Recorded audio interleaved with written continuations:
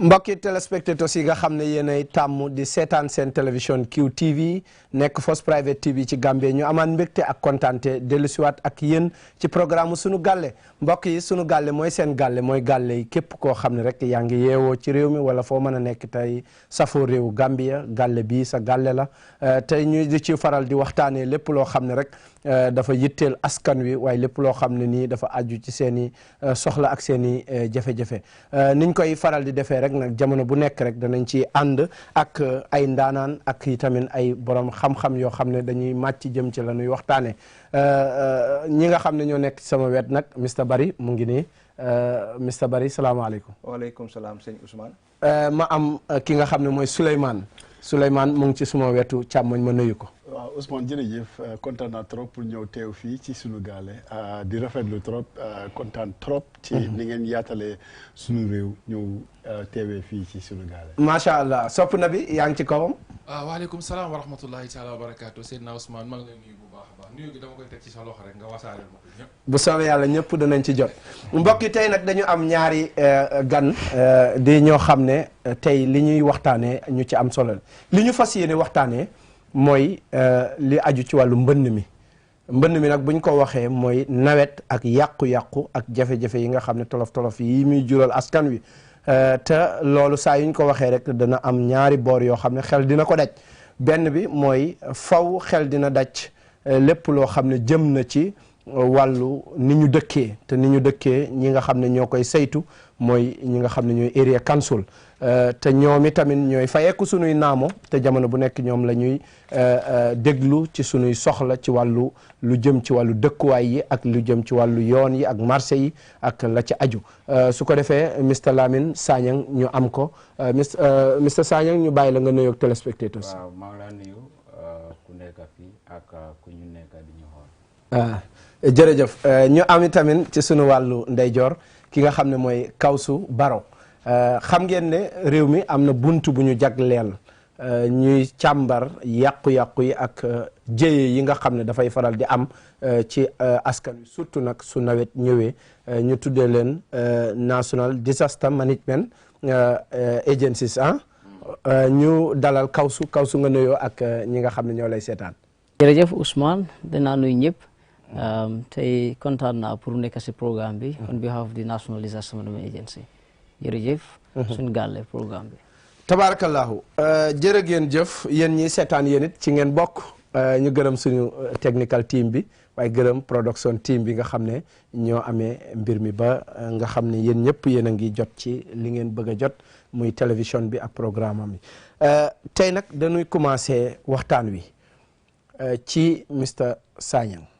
Mr Sanyang xam nañ ne dëkkuwaay dafa am solo surtout ci askan woo xam ne day màgg te day soxla ay jumtuwaay yoo xam ne nii yu leen di yokkal seen dundin la rawatina nag ci wàllu yi nga xam ne basic needs yi la surtout nag ci li nga xam ne moo jëm ci wàllu suñ areas yi mu mel ni dinañu soxla yoon dinañu soxla ay marché dinañu soxla fi ndox di jaar pour génn dinañu soxla itamit fi nga xam ne fi la sunu wonok yeeg sunu yooyu war a génn ak fu ñuy tuur sunu mbali di mu mel ni saa yu nawet ñëwee nag dafa mel ni am na jàmbat bu mag buy am ci askan wi ci yi ni mel léeg-léeg ndox mi du jàll léeg-léeg marché yi ak seen melokaan léeg-léeg nga gis barab yoo xam ne ñàkk a toppatoo ga ci li yoo jëm ci wàllu area council boo ñu doon jàngal jéye yi yooyu mën a jur ci li nga xam ne moom la sa xam-xam màcc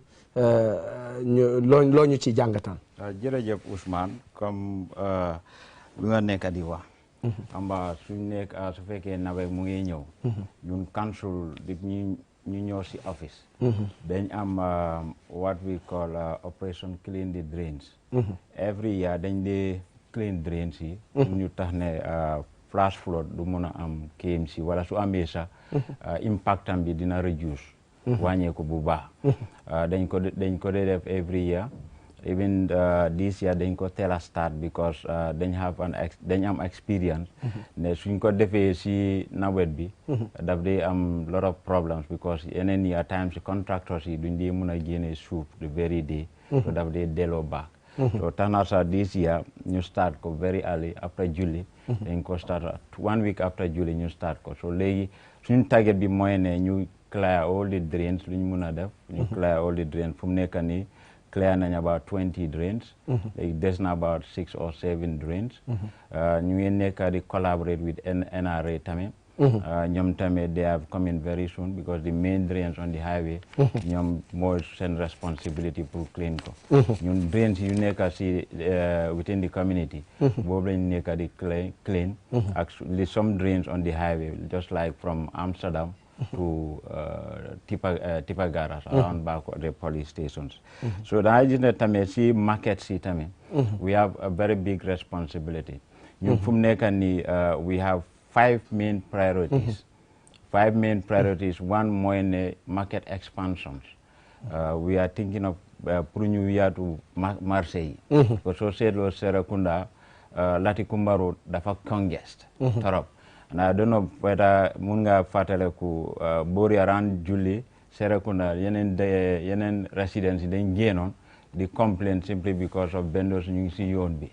So you know, Lunbuga Mwene, then Buga expand yenen market si because all door na sa Bakote fish market am nañ plan we are working on the funding pour ñu expand ko Larikunda Sabiji tamit we already signed PPP and contract we are now waiting for the expansion so dañ bëgg ñu expand marché so that jigéen yi ñu mëna dem ci marché yi Mr Sanyang dafa mel ni am na jafe-jafe comme yéen a ngi wax ne yéen a ngi pare pour wàqi yoonu ndox yi maanaam ni ko wolof di waxee muy draining système bi nga xam ne yolnde yi fi la war a jaar waaye dañu am yeneen jafe-jafe yuñ ci gis mooy benn maanaam dañu gis yu bari yoo xam ne duy tëju ba waral mbir mi di fatt nga xam ne tey bu fekkoon ne xëy na def nañ ca la ca war mën na am sax du jar wàqi ngir fa muy fattee loolu ndax ban yenn matuwaay ak yenn jéego ngeen ci jël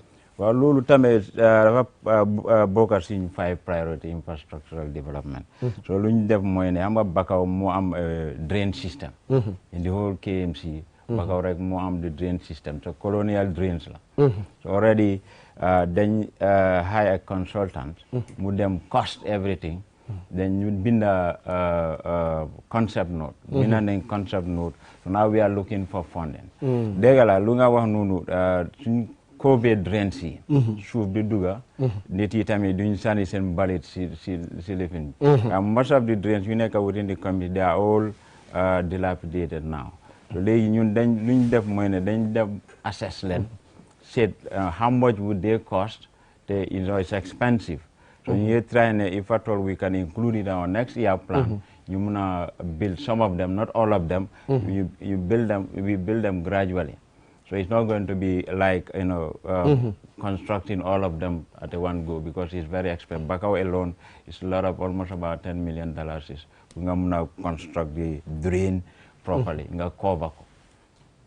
jërëjëf Mr Sanyang ñu am kontaante bu baax dinañ dellusiwaat ci yéen parce que am na challenges yu bari yoo xam ne ñu ngi ci te gaa yaa ngi namm denc ma ñëw ci Mr Barrow Kawsu national muy NDMA ñoom seen taxawaay mooy fexe ba li nga xam ne mooy ay jéeya yi xew ci réew mi ñu taxawu ko ndax loolu rek mooy seen liggéey wala da ngeen a war a taxawaay boo xam ne pour bu jëyee am parce que am na disaster yoo xam ne natural disaster la waaye am na yi nga xam ne itamit nit ñi ñoo koy sooke yéen ndax am ngeen solution parce que gis nañ boor yi nga xam ne daanaka at mu ne rek soo ngeen bàyyi xel daanaka fu ngeen demoon di ngeen fa demaat te it li ëpp itamit li ñu gis mooy ndax joxe maalo bi ak diwlin bi ak yooyu noonu ndax yooyu rek solution la ndax amut yeneen taxawaay yu ngeen war a am ci boor boobu noonu ci wàllu jëyee jërëjëf Ousmane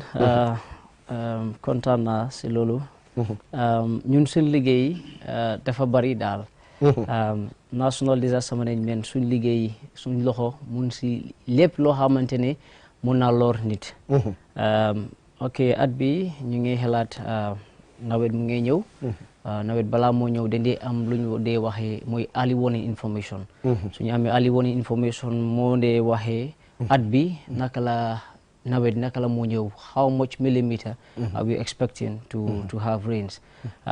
We are faced with series of challenges si dëkk bi mooy poor urban planning. Most of our flooding within the greater Banjul area loolu dafa dee lu ko war mooy because nit yi fu ñu dee settle daan maanaam baaxut après the issue of waste. Waxtaan na ak nit yi, waxtaan na mbooloo mi yëpp ak council si to ensure that we raise the awareness of the public pour nit yi ñu bàyyi seen xalaat si fi mbalit because suñ defee mbalit fu ñu ko tuuree they have no place to do it. Normally dañ ko dee def si waterways or at least open culverts or drainage systems. So da nga gis ne at the end of the day su tawee rek tuuti taw rek da nga gis ne the whole area will be flooded. Ñun luñ dee def balaa loolu also is that we partner with the councils because ñun dañ am bagage yoo xamante ne dañ dee what we call the resilience community resilience building programs mooy ñu aarel disaster balaa moo happen because lu tax disaster agencies ñu taxaw mooy we are not waiting for response. ñun suñ sañoon duñ def response because response dafa seer. It's better ñu def more preparedness. Though preparedness in the onset dafa seer waaye da nga gis ne in the long run moo gën a aareel ñëpp si maanaam coono bi buñ dee face all the time during rainy season. waaye yëfi disaster xaalis la. disaster maanaam liggéey disaster dafa bari daanaka da nga dégg directeur Sanya mu ngi wax Bakaw alone pour ñu enlarge seen drainage system $10 million is just one off. ñun suñ bëggee def yeneen liggéey daanaka it is more than that amount and soo ñëwee si response we don't want to do response because baaxut all the time yaa ngi def response all the time waaye nguur tamit responsibility ama nit yi suñ amee yaaxu après Gambia mun si dëkkay réew mi yoo xamante ne yëfi wàllum climate change we are more vulnerable. We are also one of the most vulnerable countries across the sub-Saharan Africa. So loolu dafa tax ne even sa suñ defee yeneen liggéey loolu du tax duñ face some disasters. noo ko waxee woon mooy yeneen disasters are man-made disasters. wàllum fire, domestic fire dañ dee gis ne many a times particularly within this area da nga gis ne almost in a week doo dem si week bi jeex doo dégga safara si kër.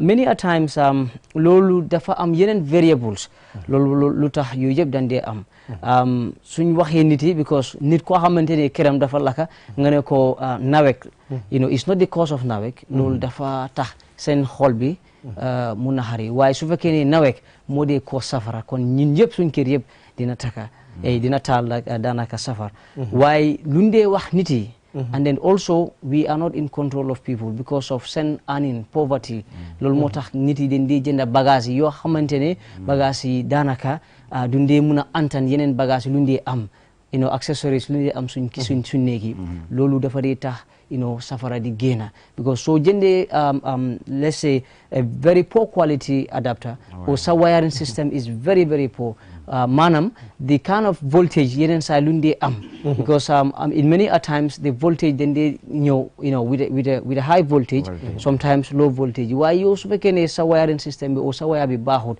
daanaka automatically dafa tax sa wire bi mu taga mu cause fire and we always tell people dañ dee waxaa nit yi tamit nañ bàyyi seen xel ñan ñoo dee defar seen néegi sakatuma electricity loolu dañ war a sentu loolu bu baax après tamit kandul mooy sondel ak cuuraay tamit ñu bàyyi suñu xel because many a times yi yëpp ñoo dee cause safara. jërëjëf Kawsu dinañ ñëwaat gën a yaatal parce que dinañ fi masa dalal ñi nga xam ne ñooy fire service ak nawek pour ñu discuss ci wàllu woowu ñu ngi woon ci wàllu ndox mi dinaa ñëwaat ci yow parce que mbir mi nag incha allah foog ñu waxtaanee ko ndax am na boor yoo xam ne foog rek ngeen nangu Mr Barry dégg nga wax ci ndax dañoo war a toog rek saa su nekk rek ñu wàqi ay pax wala dañoo war a am long term solution Mr Barry dégg nga li ñu jàngatee yow lan nga ci jàngat. waaw seen kàddu rafet na di nuyu ñëpp di wax ne asalaamaaleykum beneen yoon di leen wax ne rek yéen a ngi seetaan suñu gàlle waxtaan bi ñu ngi ko sixa ak ñi nga xam ne experts lañ ci KMC ak si NDMA Mr Sanyang li mu wax am na solo waaye ñun askan bi duñ nangu ci lu bari ñoom ñaar yëpp nit ñun askan bi lañ fi toogal maanaam yóbbantey askan bi lañ fee wax askan bi lañ bëgg a gis mooy bu mu mën a am nit ñi buñ sonna nit ñi bu ndox yi dugga seen kër na ndox yi dugga ci pax yi mu war a dax dugga dem seeni yoon ñun loolu lañ bëgg a gis naam ñoom lañ dénk council bi ñoom lañoo fay suñuy naamoo ne bakaw ne 10 millions la man pour man dama jaakaar ne loolu warta jaaxal KMC pour man bay toog fii di ko wax ne bakaw 10 millions sax la pour wax yi pax yooyu nga xam ne pax yu màgget lañ o pax yu yàgga lañ waroon naa xew ci ay jamono ci man li ma yaakaar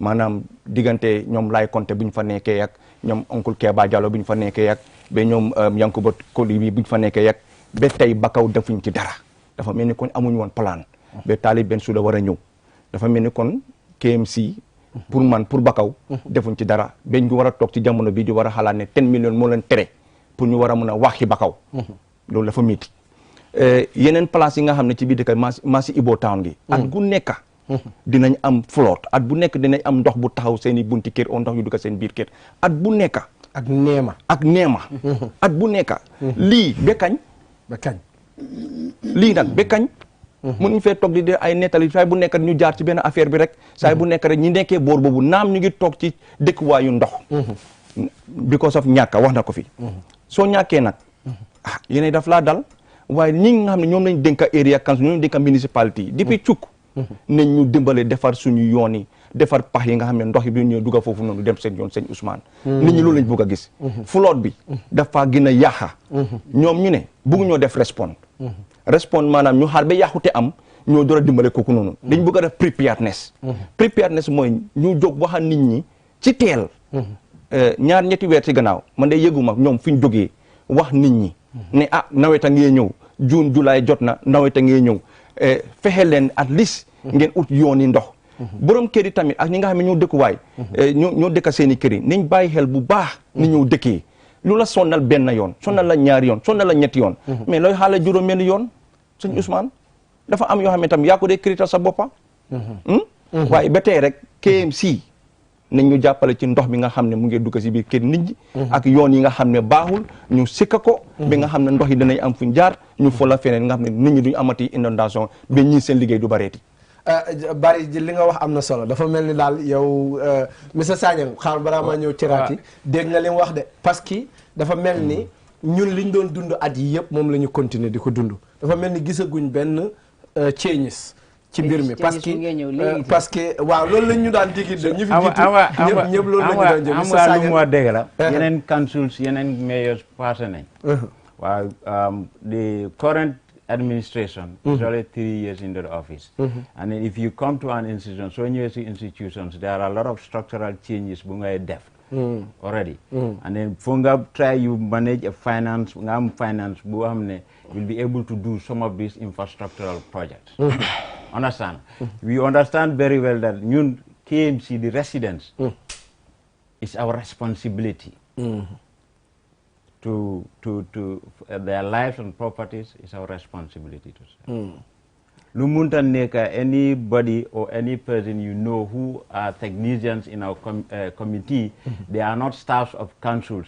They know that we are definitely working towards some of the problems. Because the first thing we def a community assessment. Only 19 wards. Each ward, list all your problems and prioritize. So we have a master plan. Funga start develop master plan, start the source funding. Sëñ Ousmane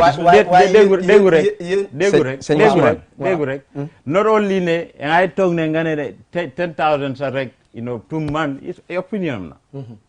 While you at council, we also have a development priorities. You cannot only solve all the problems at a go.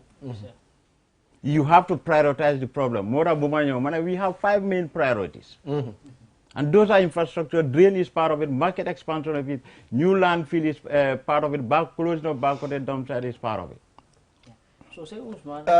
balaa moo daane dafa am lu am solo. So Luma Nunu Tame at Ibo town, you see water is oozing from compounds. waaw loolu laa Those bëggoon a ñëw are sax not parce que ndax nekkul seen because responsibility. you cannot evacuate those people from because it's expensive. waaw waaye li may wax mooy for example xam naa ne mun nañoo wax ne nekkut loo xam ne dañoo wax ne personal responsibility la waaye dafay nekk collective responsibility ci ñi fi jiitu woon est-ce que ñoom itamit ba ci yéen def ngeen benn pexe boo xam ne yéen a ngi am seen fas yéene pour gis ne fii du dëkkuwaay ndax ngeen di ko gën a encourage di gën a jox ñooñu facility pour ñu gën a toog foofu ndax loolu tamit nekkul seen ñun KMC we don't give any facility to anybody. xam nga alkali yu nekk foofu. Ibo Town Talending others are responsible for giving out land to people. ñun last time so even they are cutting down the mangrove and dumping. It will be funny. You see people will go and cut mangrove and claim that this is their area. They are paying naka donkey carts pour ñu ñëw. Te soo demee si gars you see documents from the alcalis. And we call all stakeholders. Physical planning, land, police and alcalis. ki xiif xamul na ñam bi sedda. Waaw. No, why you xam nga ne fii nii it's not even correct. askan bi dañ waaw yaakaar moo tax ma ne collective responsibility ndax yéen it amu leen ci yoon amu leen ci loxo pour ngeen gis ne lu mel noonu yéen a ngi taxaw parce que area yëpp dafay mujjee seen loxo ngeen di fayeeku naamo yi ndax yéen du ngeen mun a taxaw am taxawaay buy mel ni fànq loolu balaa ñëw so balaa mooy because am ngay land business yow su amee alkali nga dem land bégay stamp la it's your property now. ok meel kaw su mu dugga si waaw kaw su moo mën a ñëw ci fii dëkkuwaay dafa am series of process après ñoo xamante ne seen loxo mun si dafa bari waaw physical planning ñoo war a responsible mooy seen responsibility to issue a settlement area for nit ñi Ibo Town in the 70s, popular that's the time according to literatures. Yoo xamante ne studies yi finding out around in 70s nobody was living in Ibo Town because foofu yëpp ndox la. waaye Gambia dañ experience drought during those period. So nit yi dañ foogoon ok noonu la affaire yi dem. So when they realize that area yooyu dañ xaw woo that's the time they start to settle. But already it is already in the land master plan. Some of those areas are not meant for settlement. So da ngaa gis ne lu mu wax ni it's a collective responsibility. Suñ loi bi lu ñu wax si right alkali council sa they have a limited because alkali yu tamit dañ am seen doole yoo xamante ne council they sometimes if a conclusion is made it's a ownership bi they will find it very difficult to relocate but nguur ñoo am doole yooyu waaye ñun tamit suñ bunta dañ gis ne we also have some of those powers but those powers we cannot implement them alone as an agency. We have to use the technical arm of government responsible for relocation, which is the physical plan. Waaye nguur bi tamit lu ñoo nekk di def ni as we are speaking right now because ji fi yaaxu ndox si particularly within the greater Banjul area. If you could remember during the presidential tour, Meet the People's tour, he made mention within the KMC that the issue of yaaxu ndox, because that's the main problem within Kanifing. They raise it and then we don't stop there. Lu ñu def mooy we have to go and mobilize resources. And as we are speaking, we are almost concluding to sign a $30 million project, pour ñu def loo xamante ne is going to be the first time in the history of this country to have a sponge city, a green environment from the Kotu stream. This Kotu stream, lu ñu wax Kotu stream mooy from this end here, around the coast here, up to Abuko end. Dañ ko, Lameng, dañ ko defaraat yoo xamante ne people can use it. People can even be employed there. Council mun nañ am seen funding. So léegi nii we hope by next year soobee yàlla project bi because dafa nekk soobee yàlla suñ sign dafa dem bi ay 6 years because heavy infrastructure so we prioritize ne government prioritize ne council pour yifin yaaxu ndox nga nekk think of pass. So we are doing a lot of preparation. Souleymane sa gars yi xam nga ñun suñ nopp yi fi mu ne dafa miin miin promise. dafa miin promise. every time kuñ dalal rek daf ñuy jox Souleymane loo jàngat ci waxtaan bi. di la jaajëfal. waaw. comme askan maa ngi déglu. waaw. fii Sanyang ak waa ji Sonko Kawsu fi ñu ko jëlee. man dafa mel ni ki ñii. suñ buggee waxtaan ak ñoom. dinañ fi warante ba ëllëg. ba ëllëg waaw. du werante. non waaw because lu xew. gis-gis wax nañ dégg nañ ci wax bi. Ousmane waxoon nga ko fii. lan lu ngeen war a def. ba tax na ne fi ngeen demoon daaw. doon fa dellu si waat doo leen fa dem. léegi Kawsu oo ñii yëpp nañ ñu wax Gambie bi fii man bi ma juddoo. ak léegi bi ma magee ak léegi. fi ma gis. ne foofu la yaaxu day gën a bëri ci réew mi fii. ak bi ma juddoo ak léegi bi li ma am si at. mu ngi mel ni ki ren sax the same place dina amaat the same problem. dëgg la. ok and then there is one syndrome boo xam ne man daf ma jaaxle yéen ñëpp mu ngeen maa dimbale pour ñu pour tontu loolu o dimbale ma ci loolu mooy ne. Ousmane yow fii nii ban compagnie o ban mbootaay nga fi indi parce que ñii KMC lañ. ñii National Disaster lañ. soo fi indee nawet nga indi fii Social Security indi keneen ak keneen. all what they complain is about funding. funding ñëpp a ngi claim ne. xaalis amut.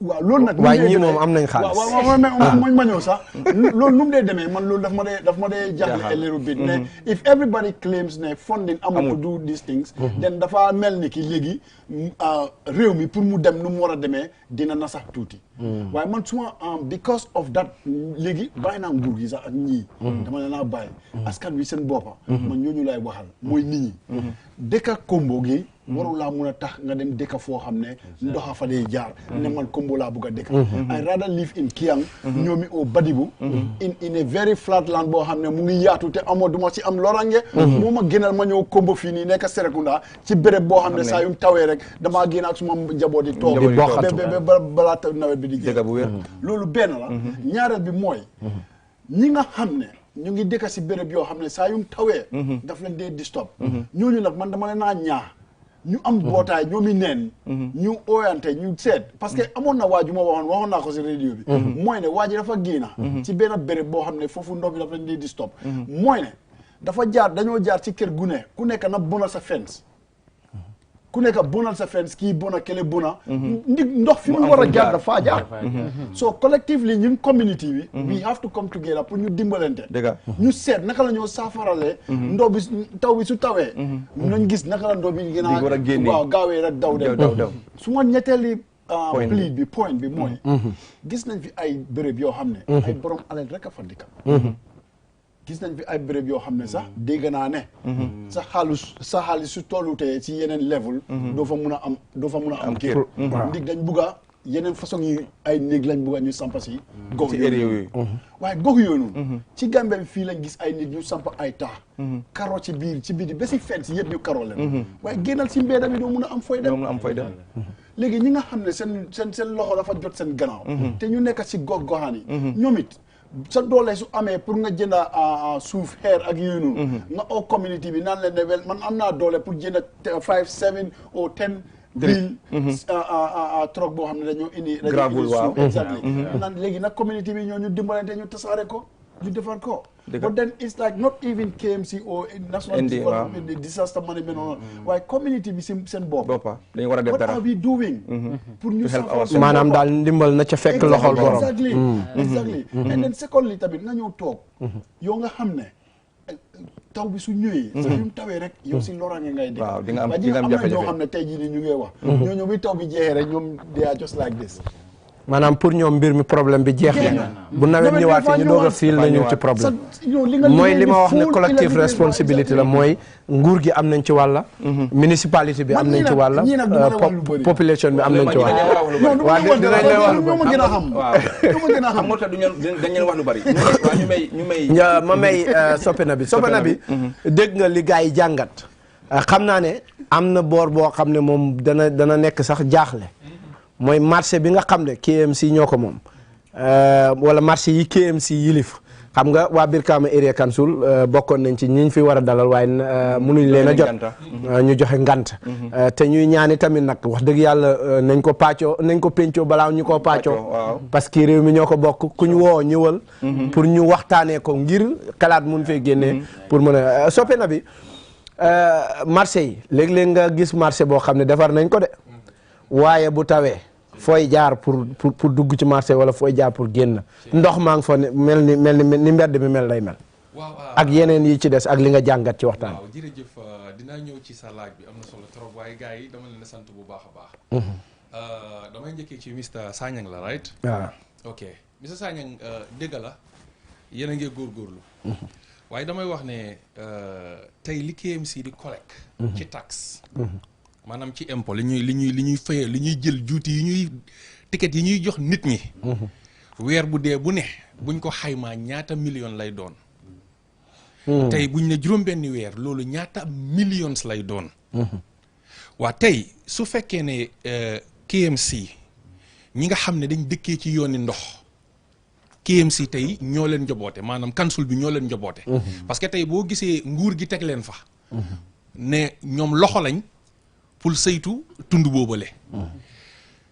bu ngeen toogee ba ñi nga xam ne tey jii bu saani karta jotee ci ñoom ngeen a delluwaat ak lu fa taw bi di yàq lu fa ndox bi di yàq ci ñoom ngeen a delluwaat pour seen karta te ñoom ñoo leen a saanilaat karta ngeen toogaat ci toogu bi léegi yéen millions yu bari yi ngeen a collègue yëpp naka tey jii ngeen dem seeti bayaal bu yaatu ngeen sampa ko jël ñoo ñële seet naka ngeen leen faa dugalee te ñu génn fële nga xam ne dootuñ lorooti parce que KMC mun nañ ko benn ñaareel ba daan naa gis Banjul City Council ñoom duñ daan xaar ba nawet di jot si ñuy wàqi pax yi déedéet weer bu ne di nga gis gars yi ñu ngi dugg ci biir pax yi di génne pax yi di maanaam di wàqi tilim bi ndox di jaar te kenn du am problème waaye lu tax KMC mënuñoo def loolu lu mooy ñuy xaar ba su nawet desee ay ñaari weer ñu ne nañ jéem a wàqi pax yi ak gox-goxaan yi nga xam ne am nañ ko 19 gox-goxaan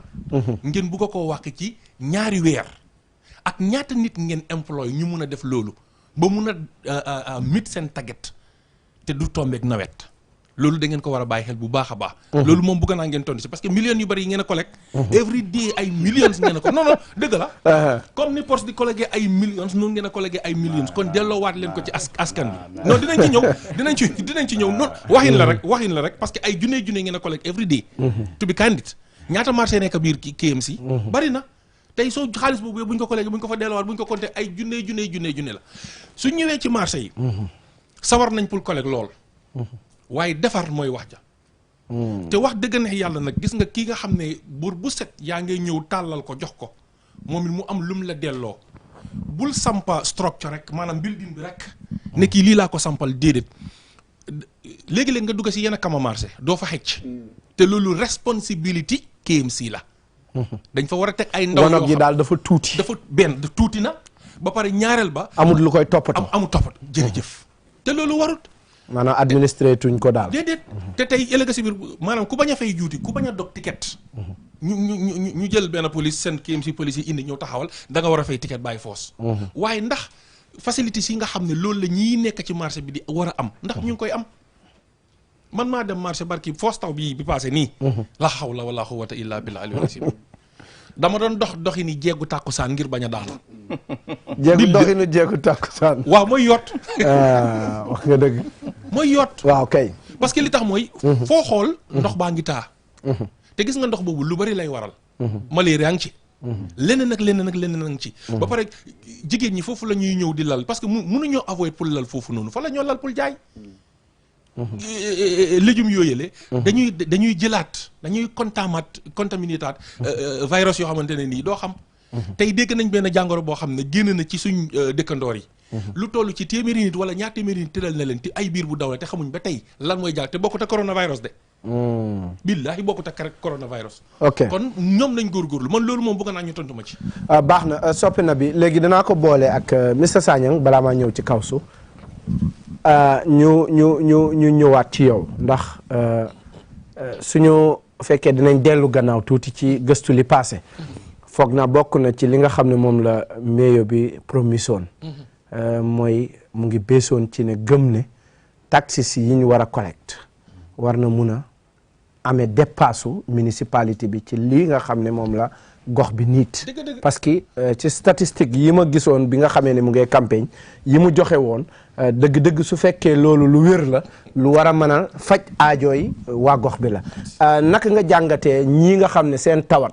ñoom ñëpp parce que raati nee na moom du leen wax dara waaye Souleymane nee na du leen wax dara waaye ala kullin ñoom dinañ foog yéen di ngeen tontu ci loolu ndax tey bokk ci li kaw su wax ndax tey su fekkoon ne seen service bi ci wàllu mbalit bi ni mu war a doxee na ko ndax nit ki tey dana mën a toog di sànni mbalit ci gota ndax bu fekkoon ne ñu ngi koy jël niñ ko war a jëlee ci bés bu nekk daily basis ndax loolu du sabab kenn dootu sànneeti mbalit ci pax yi ndax tamit li ngeen am ci wàllu foon ndax nekku leen di ko jëfandikoo ci boor yi nga xam ne boor bii moo ko gën a important ngeen def foofu priorité ndax loolu tamit nekkul ci mbir mi.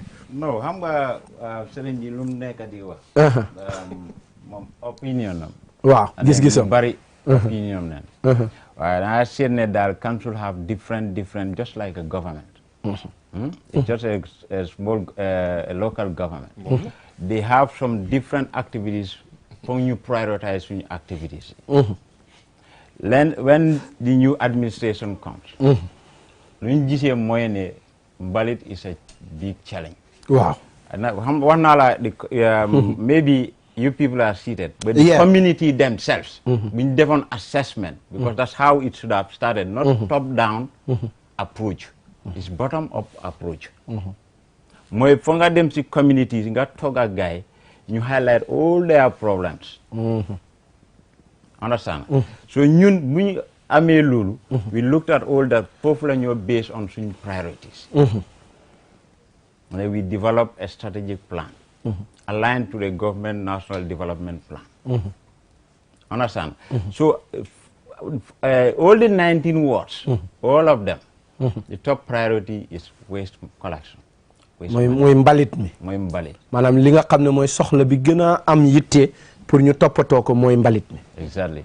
So moo tax bu ñu ñëwee. So said mbalit was our main priority. Moo tax ñu ici 23 new fleet of mooy moto yi ngeen gis noonu. moto yi ngeen gis about 23 la. Après ñu seet tamit Bakoteh dump site is one of the major problems. fañ koy sotti. Because before you are not doing any collection. So they may see all the wards. We conduct what we call Operation Clear the Drain, illegal dumps. 67 illegal dumps and clear. And you spend almost about $7-8 million to clear you. Understand? So being clear, Lulu, when you talk again, councillors are demanding every now and then hire trucks. You will see Saturday or Sunday, almost all the councillors, about 9-10 councillors will write to the mayor's office to say we want to hire truck. The fake of Untambu, we don't even have that quantity of trucks. They are all worn out. Bahuñ. They liggéey ba 2-3 days keneen am pan nga jëlaat another one. So you talk, hence is the top priority. Lan la ñu war a def because all the councillors are requesting and it's a lot of money. $7,000 is su fekkee 10 councillors ñoo need a vehicle. It's about $70,000 is only Saturday per day. Per day. So Bobu is very expensive for us. Nañ dem si PPP model. Moo tax ñu dugal si PPP model. The PPP model Bobu, we have to pay the trucks. Because we have to pay the trucks for 3 years. Bobu lañ nekkoon to pay. And that's a lot of money. Because every year you have to pay almost about $45 million towards that. And again, wow, private partnership mooy ñi ñu lëkkalool pour mën a doxal seen liggéey. So every year you have to pay $45 million. Every year. It's 3 years. Wow, sorry sir. So again, maanaam you have loolu ci ñan ngeen koy fay. we have a PPP. Private partner. li ma bëgg a laajte mooy xanaa mooy ñi leen jox moto yi wala lan. waaw mooy ñi defal xaatim maanaam ñi xaatimal d'accord pour mën a am moto yooyu. kon maanaam benn moto bu ne lu muy jar. waaw xam nga loolu moom beneen domaine la. loolu beneen domaine la. because xam nga li tax mooy laaj. waaw man xaalis boobu dafa takku ak man. waaw. at bu ne. waaw nga fay ñaata million. 45 million waaw pour ñetti at. pour ñetti at. moo tax may laajte parce que loolu dafa xaw a takku. 23 truck nga jënd. 23 trucks sa kese de. they have other. Exactly. maanaam am na ay mbir yoo xam ne mu ngi ci àndaale. waaw léegi kay askan bi danañ mën a xam. kon xaalis boobu fu jëm. jërëjëf. yéen a ngi góorgóorlu. sabari dëgg neex yàlla yéen a ngi góorgóorlu xeebalu ñel ni ngeen a def. non I understand. waaw waaye ñun liñ bugg a gis ñun askan bi liñ bugg a gis. man waxuma yéen seen 3 years administration sax. man dama bàyyi gum lu waay. li fa jiitu. moo tax ñu toll fi ñu toll nii tey. li fa jiitu gisuñ woon Gambia te toppatoo ñu 19 words yooyu noonu. loolu dëgg la. man loolu moo ma jaaxal man. ndik ñooñu. seen liggéey yëpp. mooy ni askan bi amee toog bu baax. sëñ bi dëgg la. ndox dina ñëw dugg sa biir kër. benn at. ñaari at. sëñ bi kansul bi nekk fii ba ñetteeli at ba fi ñoo waxee nii tey 2021. ndox yaa ngi dugg si biir këri nit ñi. maanaam daal draining système. ban changes moo am. waaw loolu moo jaaxal ñëpp. loolu moo jaaxal ñu. dafa ne sëñ bi si nawet ñëwee.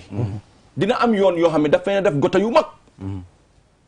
ma dee gisuma fenn foo leen jëlee ay seen camion o seen gravel dem fatta yooyu noonu yooyu noonu. pax ngeen xam ne fii.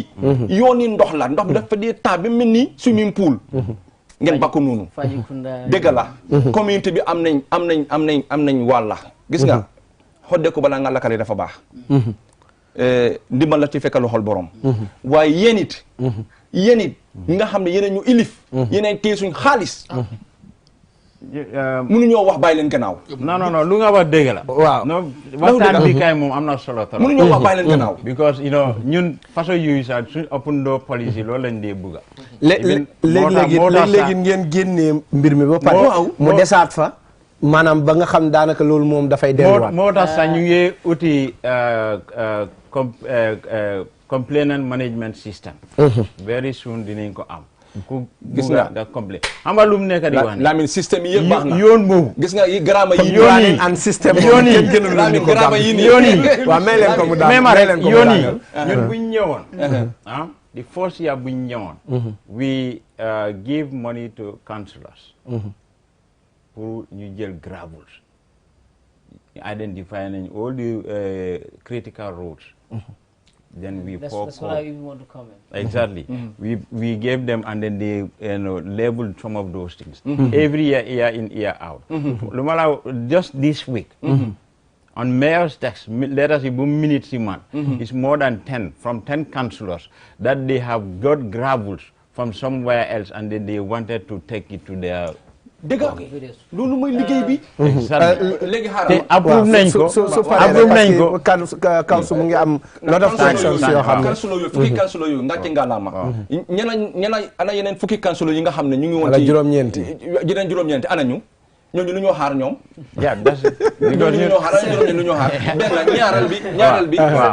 ñaareel bi mooy. ñi nga xam ne ñoo fa jiitu woon ay kansulo yii. ñoom lan lañ def ci mbedd yooyu.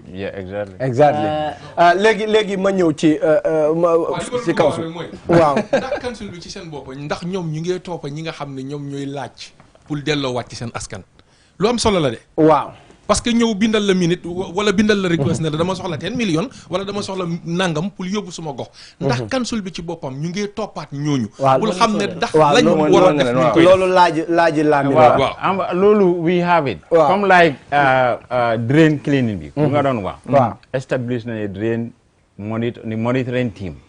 NDMA Mumva. Regional. The chairman for environment committee Bamfa. You have 2 of my staffs Yumfa ak benn councillors mo ñoom ñoo nekk di wor seet su fekkee ne dañ gis ne sa drain bi cleanut they call the contractor mu clean ko balaa ñun ñu fay even the 50% they have to satisfy ñoom ñoo binda to the mayor or to me to one and we are satisfied with the work then ñun we will then write a confirmation to the CEO that this work is completed and then the CEO will authorize the the finance mu fay. Understand? So planning tame, the Department of Planning, you're responsible for infrastructure. Bobu nekut ci under my under. While su fekkene they are requested, mayor minutes the letter to them. So first thing, they have to go and verify. So they verify. Just that it is fine. Then they write to the CEO and request for road rehabilitation. Find attached the letter of the councillor. jërëjëf ñu ñëwaat ci yow Kawsu dafa mel ni ci sa wàllu bopp ci li nga xam ne ku ko xool xam ne disaster la te ñëwagul te duñ leen ci dégg maanaam déggaguñ leen ci lu demee ni tey fi nga xam ne mooy dëkkuwaay bu mel ni Ibo Town nga xam ne dara xewul nga gis ndox di génn fi nit ñi dëkk ndax foofu yéen warta nekk seen taxawaay ak seen yitte pour ngeen gëmloo central government ne fii du dëkkuwaay pour ñu évacuer ñooñu yóbbu leen feneen utal leen yeneen i pàkk pour seet naka lañ ko defee in long term plan ok mbaa ñu muucu ndox mi. waaw waaye foofu géej la yàgg mën nañ ko muucu Cheikh Ousmane waaw ngeen ñu bàyyi ko rek mu tontu ñu bàyyi ko mu leeral ñun waaw first thing what we do as an agency comme nu mu ko waxee one dañ nit yi dañ foogoon disaster suñ office pour yëfi joxe la ñun suñ office waaw dimbal benn tey sax ñun suñ office every day ñu dee ñëw dimbal ma aw ma lekka dugga na fi génne na fale loolu dañ ko war a def waaye loolu soo ko defee meaning we don't have any option loolu dafa seer si government bi waaye lu dee def moom kii def ko wax ne we cannot go and do a structure in you or to do a resilient building program without the consent of the community lu dee def dañ dee develop what action plans or contingency plans mooy the community will tell us exactly what is their major hazards because suñ hazards nekkuñ benn yeneen saay dañ dee gis ndox mu ngi def yaaxu-yaaxu si yeneen place da ngaa gis ne a whole community maybe few compounds ñoo dee am that kind of disaster so da ngaa gis ne soo nekkee si community boobu seen representation bi dañ laa wax ne waaw fii ndox dafa dee yaaxu waaye ndox nekkuñ suñ priority waste management la amuñ fu ñuy tuuree mbalit waaye liggéey ñun suñ liggéey comme nu ma ko waxee government they have sub branches like the local authorities we have to work with them lu ñu dee def mooy we have those trucks excavators bulldozers at our expense disposals while what we realize one areas will come let's say an area in Sukuta will say they want to make their roads but we found so many foul places in that so léegi ñu change policy that these trucks you people are seeing them are there here for Gambians for resilient building to prepare for flooding so lu ñu dee wax gaa ñu dem seen councilors yi ñu binda suñ regional officer su ñëwee ñun dañoo issue clearance su ñu see clearance we will ask them to write to geology so da ngaa gis ne geology tamit will give them gravels free at no cost ñun tamit ñu jox leen trucks but remember these trucks are not imagine you have 17 wards in KM and we only have 9 trucks 7 on the road imagine and that 7 we are serving the whole country so if requests come the more they came we give it out but we realize that this problem is way beyond councils alone so loolu moo tax nguur bi tamit nguuri baro ñu fexe ne they tax us to come with a long-term solution particularly we start from KM because we did over 11 areas land study from here up to Kartong ñun tamit we have what we call hazard profiles foo xamante ne and a disaster hotspots foo xamante ne every year we know that there will be disasters in these areas we knew it because we found those settlements or people have already settled this office starts in 2008 start operation in 2009 why loolu is not the issue what we do we reinforce and then try to strengthen our capacity by working with stakeholders the international partners léegi dañ mobilize fund now to have a permanent solution or a long-term solution for the greater Banjul area. Currently, as we are speaking, he is here. We are almost in the verge of signing a $30 million US project by the government of the Gambia and the World Bank to do an infrastructural work boo xamante ni we are going to address a major issue which is flooding within the greater Banjul area. Why the major problem we bente ñu ngi face. Council as we are speaking léegi ñu ngi génne lifin some debris in the gutters. Why could you imagine before they leave people will come from their houses and throw the bullets. So you see the problem. And then there is no way we have NEA have been charging people. But bente people don't want to change. Ñun lu ñoo ñaan ci action bi. We need to also change our attitudes towards our environment. Councils are also strained. Imagine it's not only Mbalit mooy seen problem. Likewise government. We have health priority areas. Because when amee disaster, the issue of prevalence increase in the cholera or diarrhea, malaria will increase. And this affects our GDP. So what the government will do is to ensure that the sectors responsible to ensure that we reduce the impact we have to do at all costs, and government have to give us fund. But remember, it's not only NDMA, the government have to give out funding. You have other sectors.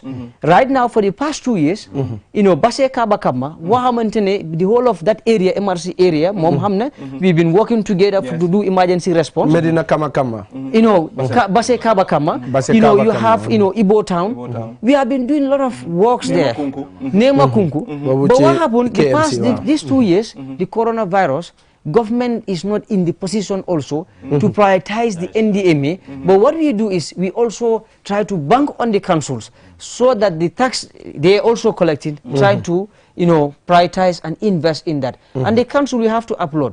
As we are speaking, if you go around the Kotu stream, you will find the NDMA excavator. We give it to the council, they will fuel it at their own cost. So remember, it is not just a mere issue that we are trying to address.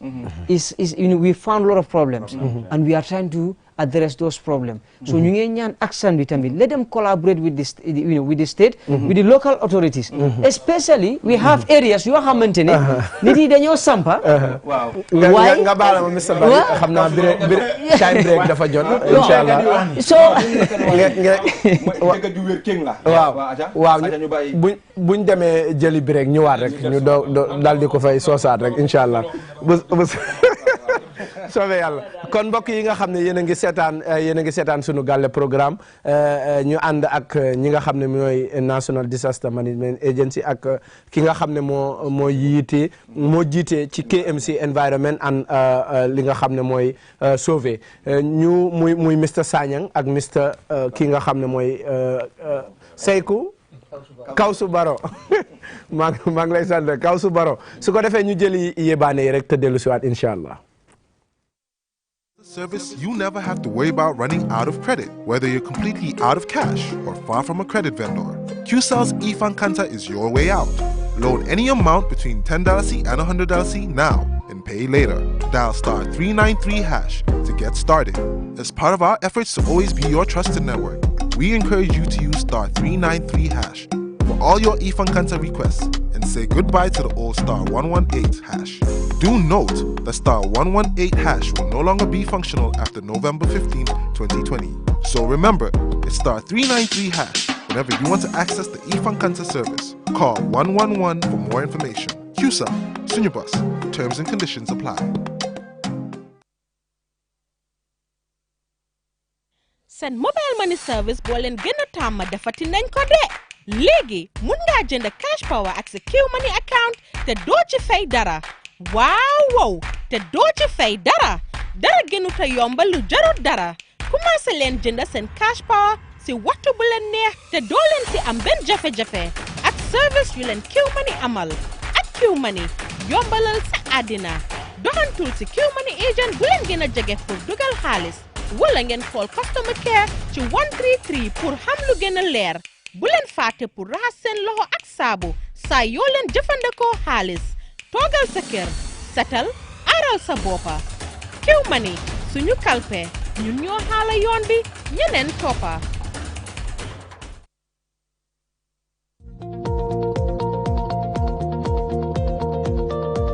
To make sure your company's products and services reach your potential customers, it is essential that you choose the right channel for your marketing purposes.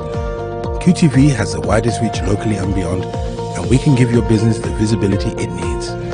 Call QTV Marketing on +220 324 4444 or email us at marketing@qtv.gm and take your business to the world.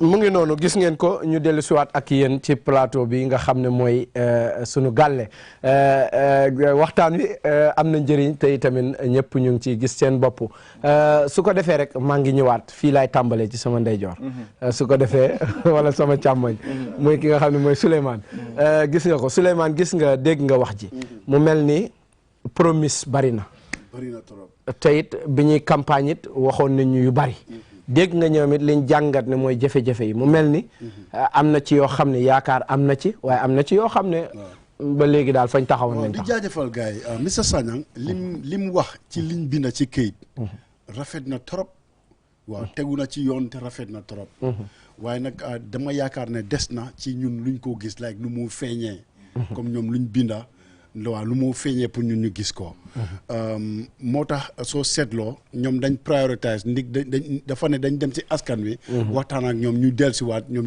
ñu seet la ñoo prioritise mooy mbalit mi waaye suñ seetloo comme réew mi fii Gambia benn highway lañ fi am highway boo xam ne mooy jógee ko mooy Transgambia bii nii dem especially jógee ko Westfield fii nii dem ba Brikama man dama foog ne lii tamit beneen priority la war a nekka dama foog ne fu gën a yaaxu ci yoon boobu noonu mooy witindi KMC mooy soo seetloo boori fire service bi Churchilltown dem ba balaa ngay àgga Talinding noonu waaw lan depuis buñ sàncee yoon googu noonu ak léegi ni mu fa dee mel at gu ne ba tey noonu la fa nekke su tawee waaw su tawee now imaginal a country boo xam ne réew moo xam ne da nga bugg a dem ci kanam da nga bugg a dem léegi réew moo xam ne right now nii nekkuñ ci nawet ñëpp xam nañ ne 8 o'clock su la jotee si su la fekkee ci kaw yoon googu noonu naka nga àggee Banjul sa problème la day nekk sa xel ndig yoon baa ngi smooth but because traffic baa ngi block imagine le léegi every year suy taw façon taw yooyu noonu xoolal ñaata moto dee taxaw ay 2-3 hours pour aar yoon bi génn ndox bi lifin wàññeeku ñu génn am you know xoolal a fire brigade boo xam ne ñoon disaster management lañ bokk almost right léegi suñ ñooñu flóodee ñu war a dem waaw ñu war a dem dimbale ji askan bi ci biti naka la fire service boobu noonu di génnee seen bureau bi foofu noonu sax ñoom they are already entrapped you know so I am pleading man daal foofu da dee fees del ak ndox da lu la la woon nii so léegi man dama foog ne oui waaw da dee fees del ak ndox we did man to be honest like Sanyang muy disaster management baro lana sanse if they can tell us lan moo sanse ndax ñu ngi plan pour mu sanse ndax lana sanse plan moo sanse am nañ plan am nañ xaalis kaw su xaaral ma tontu am nañ xaalis waaw ñu ne am nañ xaalis plan la ngay am plan ak xaalis foofu rek lañ emagum yow gis nga ñu ngi si radio bi waaw ñu ngi si radio bi waaw amul benn mbootaay buñ waxal ci seen ci ñuy yëngu complainuñ of xaalis wax nañoo ports di seen teg ñaan la part si féeri bi nii wax nañoo ku ñu waxal bi fépp daal it's a syndrome ok léegi xanaa let me come this is a general question to Sanyang ak yow ak Baro mooy ne xanaa réew mi mënut a yóbbu boppam without funds waaw ba pare marché yi nga xam ne mooy main markets yi ndax yéen a ngi am taxawaay yi war pour ñu gis ne maanaam comme mag mun na faa génnee parce que ni ngeen dee structure markets yi dafa mel ni daf dee tëju ni mu em noonu rek lay em ndax amul beneen nu ngeen mun a defee plan pour business bi open ba mun a génnee koom mu gën a mag li moo génne yaatal Serekunda marché exactly Sanyang ñu may ko mu tontu ñu may ko mu tontu yaatal marché Serekunda ya mun nañ koo def mu ngeen la yaatal marché Serekunda yeah we can da jënd kër yi xanaa yeah there is we one time discussed may ko mu tontu nga car park what we call car park bori Jeta Kunda si gannaaw tu that's an empty space waaw there's a big space there somebody owns it fan noonu mooy fi garage si Banjul bu njëkk bi nekkoon ci biir marché bi foofu empty land la on your so taw si bunta bi on your right hand side behind it there is a big space That is also possible. You can also design it in a, I'm not an infrastructural development, where you can design it in such a way that you can have all the shops down, or touch all the shops and rebuild ko. Pour mun a am very good access. waaw mun a def ay taw yoo xam ne structure bi dafa dem ci kaw. Dégg nga most of these markets, even su safara amee, accessibility becomes the problem. Because they are all, you know, exactly. So loolu yëpp, you know, when we came and we tried to do that assessment, you know, because it's very much important. Because loolu, even now, we always think of it.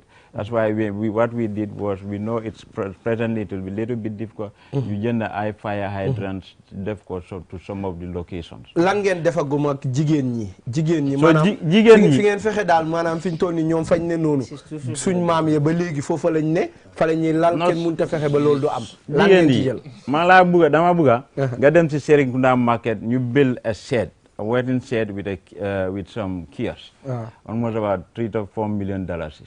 Jigéen yi, they didn't even go there. We forced them. It becomes a political issue. From the first time from the Latikumba Road, after building it and inaugurating it. Dama la bëgg nga dem nga seet nga count how many people moo nekk di use boobu. mooy fan. Serekunda market. Si biir garage for ñu build shed, and it's for the women. nanguñ fa dugg toog fa. No, because next minute dinañ wax ne suñ nekkee foofu, we will not get customers inside. suñ client yi ñu fa fekk. waaye dafa fekk ndax some will go and some will stay, because today ñëpp dinañ dem. Because all of them cannot fit in. Okay, then. waaw yan taxawaay la ñu am pour fexe ba duñ fa toog. So daa seet ne Ibo, like I'll give you example. So demee si fii Joshua marché fii nii. Old Joshua. You see empty marché. Gis naa ko. Yeah, people are not, because they will move from foofu dem Serekunda. Man li may wax mooy ni ngeen ko bile road tamit bu nga doon wax ne li mu wax dëgg la, even starting from Westfield all the way to Talinding. Loolu it's National Road Authority. Xanaa drainage yooyu gotas yooyu amul fu mu fula ndox bi mun a gaaw a dem. wala ñoom ñu am ay machine pompe yoo xam ne su lu mel noonu amee dinañ ko préparer pour génnee fa ndox mi quickly. ndax dégg nga mu ne la exact ndax yéen am ngeen loolu. ñun moto Balde bi suñ one of our staff Balde moto fala mu tuuti mu jaar fa ñàkk a moto. so powerful, you know. ñun machine buñ amee loolu dafa tuuti is only for the communities.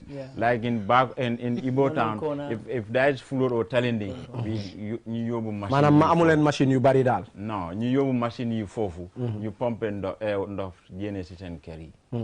ñoom si kër yi lañ waaye highway boobu that's National Road Authority's responsibility. maanaam NRA daal ñoom ñoo responsible. Waaye the access road bu ngay wax ne we have only one main road.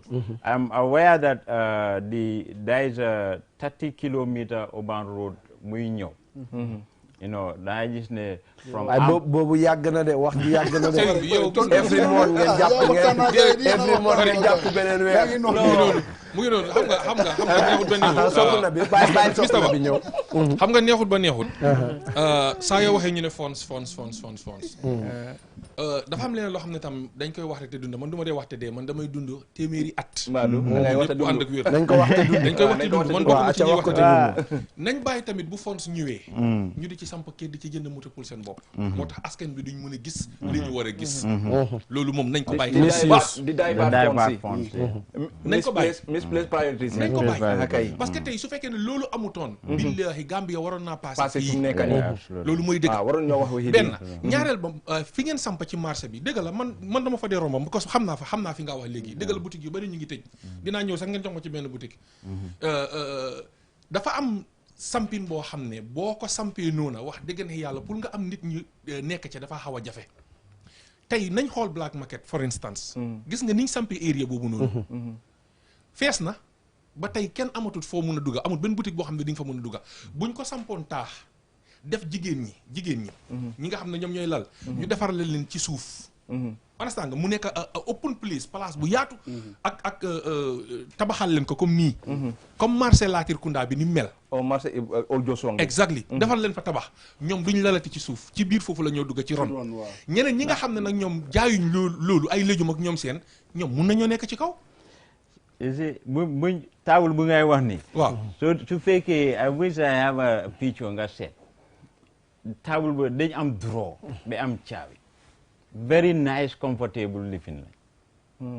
moom ngeen sampa. yes. loolu lañ sampa foofu my argument is Mr. Sanyang, sorry for interrupting. Yeah, no worry. The thing is su dee sampa nga loo xam ne 20 people ñoo nekk ci biti di jaay and nga gis ne loolu rafetut nga yóbbu nga bëgg leen a yóbbu ci biir nga defal leen lu rafet waaye su dee ten ñoo war a dem si biir ten nit ñi suñ ñëwee si beneen ten bi la ñoo njëkkee balaa ñuy àgg si ten si biir kon dina jafe pour nga teg nga ne ten bi ne the thing is ne seen marché pare nga dem leen foofu te bëggatu ñoo gis ki fii kenn kuñ fi gis lu waa dina tegu sa kaw simple waaw boobu nag dina foofu sax bëggoon naa moom mu ñëw fa ndax foofu def nañ boobu last 3-4 months so sit Latrikunda Road it's cleared completely well cleared ba léegi non léegi ni stratégie buñ def amba lu tax gars yi ñëw léegi ñu allowed we just allowed them just after that incident around Serekunda gars yi jéene def strike waaw balaa loolu they were not there understand we asked all of them to go inside yeneen yi ñu dem si biir dem nañ si biir yeneen yi ñu des because they are too much some of these guys come from West Coast because they are selling their vegetables to come to the KMC understand so loolu dañ bari so daa gis ne dañ bari comme li kii du mu wax dañ bari time boobu Serekunda Hospital Johnson boobu foofu lañ occupy moto di du dugga sax because su fekkee yaa ngi dem hospital du dugga so we clear them again we work with the national police ñu clear foofu tamit so moo tax gars yi move towards Brikama garage ak that Serekunda su booy génnee bu booy génna ne they are sitting in front of their compounds and seen moto yi duñ mun a dugga and then they mun a exactly duñ mun a génna so it becomes a problem so ñu seen ñu ne léegi stratégie bu ñoo def mooy ne nañ leen ici to Latrikunda Road yeneen yi dugga waaye 11 o'clock that was the agreement ñu oolee ñu ne 11 o'clock that road should be free okay so police we have an operation team by 11 o'clock they make sure ne jigéen yi jógee ci highway bi loolu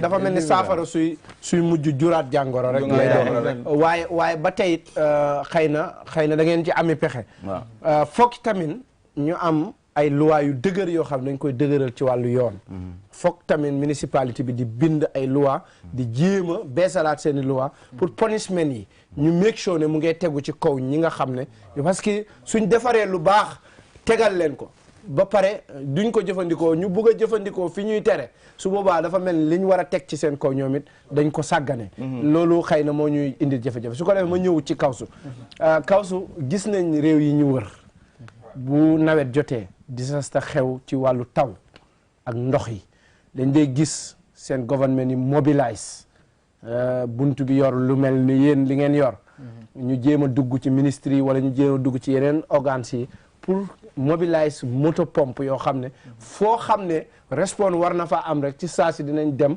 jéem a génnee ndox mi foofu dimbale ñu fa dëkk ndax yéen taxawaay yooyu ndax équipement si yéen a ngi koy préparé amuñ bagage ndax am ngeen ko amuñ ko waaye we working towards that because léegi lu war a why we are not prioritizing that because at before Banjul City am nañ ko before bala moo yaahu dañ am pumping machine we realized that it's better we work on the infrastructure than for us to invest because xaalis boobu léegi yéen bu fuloo daloon benn gox léegi ñu yaakaar leen ci woo leen mu ngeen demee nu ngeen di def léegi we only work with the fire service and the council yeah we work with ñu bàyyi ko rek mu tontu ñu bàyyi ko mu leeral the fire service and the councils you know but the machines the pumping machines they also have in these are not high intensity you know machines you know they start work you know when the heat or the pressure is high you realize that the machine have to stop so but it's part of our priority list because we are working with WFP as well to help the government particularly the agency to buy some of these heavy equipments you we can use it for this sort of like evacuation you know how to call it cleaning or drying of water you know during emergencies but unfortunately this has already trapped with the Chinese government we have already sent the plan and the request, all the materials that we request, see the fire service, some of the equipments that they need. But unfortunately, all these things have stopped because of the COVID-19. su ko defee waaw mu xolo waaye foofu kawsu foofu li ñoo wax mooy li nga xam ne mooy jàmbatu askan bi waaw plan su ma waxatuñ waaye amuñ doole waaw ñu mayante rek plan si am nañ waaw ma ne loolu mooy suñu number one liggéey waaw ñu am plan ñu mayante waaye tuuti suñu rek amee plan bi lan moo tax plan boobu naka lañ koo implement waaw mooy yi fi xaalis bi saay wax na mu ne xanaa nguur bi du mun a liggéey with hard money non waxul loolu de déedéet mu ne ndax mënuñoo enu suñ boppa nga xam ne fond bi instead ñu dem uti ko ci biti ñun ñooy créer muy jur well I'm not in nekkuma si position boobu foofu du sa area pour Ministry of Finance ñoo war a responsible yooyu ñoo xam ne ñaata la nguur di am you understand ndax loolu dina doy pour solve suñ problème yëpp exactly waaye ñun yëpp suñ ko gisee nuñ ko gisee affaire bi nu moo demee that is not possible for exemple tey Sénégal Sénégal da ngay gis gox bu nekk disaster management bi fa ne maanaam team bi doonte bokku leen structure ni ngeen mel xëy na ñoom dinañ ko organiser beneen façon waaye ñoom dinañ fexe ba gox bu nekk dinañ fa am at least one machine pompe boo xam ne stand by la pour in case su fekkee lu mel ni am na ndax tey jotut fi ñu toll nii mu nekk seen itte pour ngeen gis ne yéen bu ñu leen ooyee quickly ngeen mun a rescue ñooñu loolu laa wax plan yooyu yëpp def nañ ko because lu ma wax dañ identify suñ hotspots place yoo xamante ne ñun xam nañ dañ xama every year su nawet ñëwee even su fekkee ne ndox bariwut ñooñ dañoo am flood so léegi daal ñu génnee plan yooyu naka la ñoo defee ba ñu am matériel yoo xamante ne flood yi suñ amee we can stop that def nañ plan yooyu waaye lu ma wax mooy amuñ doole pour jënd bagage yooyu maanaam yéen a ngi def yitte daal exactly so léegi lu ñoo def mooy di depend on the councils and non man ok Baro Mr Baro baalal moom ñëw rek bari mais sopp na bi mu comment su faree nga Baro da nga wax loo xam ne daf ma yéem nga ne every year seen hotspot si every year maanaam at bu ne macha allah yàgg ngeen fa te yal ngeen fa gën a yàgg 2008 ba léegi 2008 ba léegi tey li ngeen a dajale di ko jëndi ay saaku maalo ay corrugated ay ciment ak yooyu soo leen ko dajale woon gis nga jumtuwaay yooyu le am ngeen ci lu dul jeex to be candid ñu waxante dëgg rek waaye because of yéen seen focus mooy nee na nañ xaar ba mu am ba noppi ñu jël saaku maalo jël corrugated jël ciment yóbbu jox leen ñun duñ ci mus a jóg loolu du ma nangu loolu. waaw bàyyi ko mu tontu bàyyi ko mu tontu waaw bàyyi ko mu tontu gis nga suñu waxee disaster lii issue la yoo xamante ni yow yeneen saa sa xayma bi fu mu dee nekk ak fu mu dee def fu mu dee happen dafa dee ute. nangu naa loolu comprendre nga après ñun nekkuñ ne disaster nit yi rek ñoo dee tax disaster dee happen de dafa am ñaar form of disaster mooy natural ak man made natural ñun yëpp xam nañ yeneen loo xamante ne si loxo yàlla la nekk lu ñu mun a def mooy di prepared loolu am nañ préparation boobu waaye lu war a happen su affaire yooyu happen ne amuñ si nekkuñ si doole boobu naka la tuddaat si amuñ doole yooyu waaye the issue of comme di génne joxe maalo every year loolu is part of the victims human right nguur bi responsibility la si nguur bi nit yi suñ amee disaster nguur tamit su amee is their right pour ñu dem si ñooñu dimbal gaay ñu am seen basic requirement su basic requirement mooy ñooy maalo yi gis nga maalo yi yu ndee dépense bi soo ko dajalee waa dafa bari waaye at the same spot lu ñu war a jënd comme pumping machine laissez dañu war a jënd laissez 8 pumping machine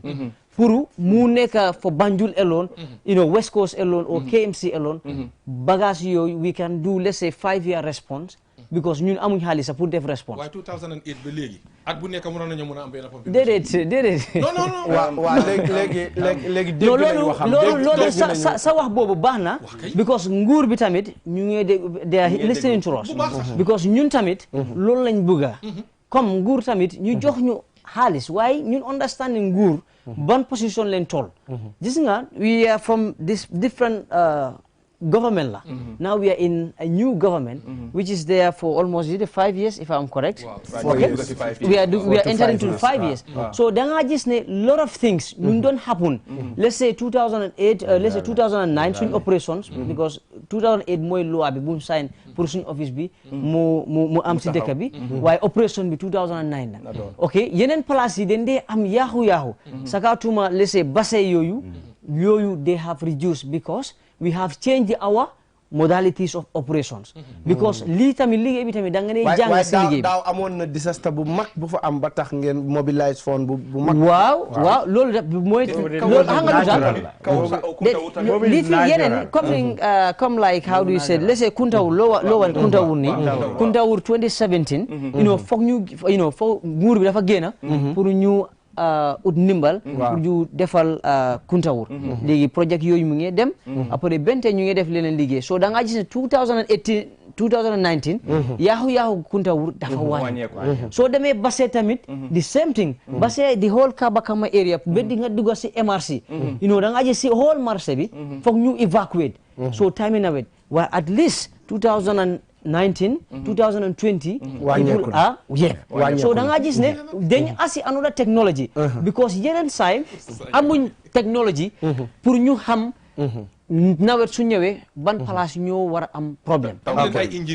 waaw so luñ am ay ingénieur no we don't have waaye luñ dañ jënd technology and this technology léegi loolu la ñoo nekk di apply and we started mooy drones yi now drones yi dañoo nekk di we are using them we start using them right now as we speaking we from Basse and then we just finished KM ñu ngi process seen data now we can even estimate su fekkee ne flood dafa happen let's say KM ñaata nit estimate ñoo war a nekk ñoo war a require response comme ndimbal you understand après fan la ndox tamit di génn because lu happen mooy we cannot round the whole area pour ñu gis because ndox dafa am yoon duñ mën a gis soo demee Nema yow da nga gis physical waterways waaye naturally ndox fu mu war a jaar doo ko mën a gis because of settlement waaye suñ fly drones yi léegi we are able to spot ndekete fu let's say KMC waaw ndekete the other problem is actually from there so kenn du gis boobu so alhamdulillah xam naa ne balaa ñoo wax ne next year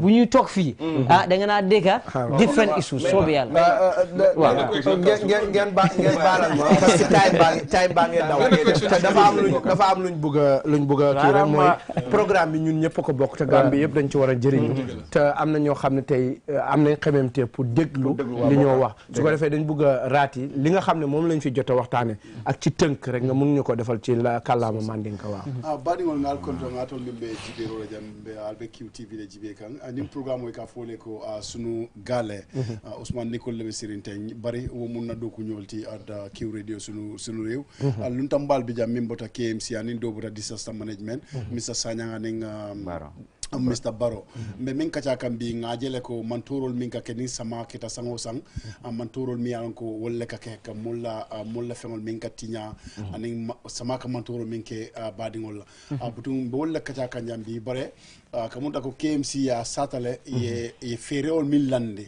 kaje ko be mol makoy no nyamen kaje ko tinyaro min ka kenun abe talala no nyamen bayring Mr Sagnang ko beritol nata kamunta ko itol talata bake bare comme itol fana nata kutakele so fay ko dol bonni nyoto yo butun Mr Baro fana is it Baro right kausu fana kudol faja kumayata bayring 2008 le to labunda loda 2009 le doko commencé ñim banko kan ako bare doko bi da ka ñamin e fana ya jele ko ibe kol falin kan bari be sobi kan ku jamal la anu development no bina kan kaaje ko do ko ñing mol kam man torol min soto nu iba bayla nu ñame bayring yemo mako e jannam man toro e siama wole fisa yebat fo man toro e siama e yeta ay koy ka mako le anu alhamdulillah saying itol ngamira ye fereo landile saying wala nin kumu nyaay problème wol jele nin ka tinna mol ka tuñin nambaro ko nin ata ko samanata kawsu be lore bëgg nañ nga laajal ñu ko hit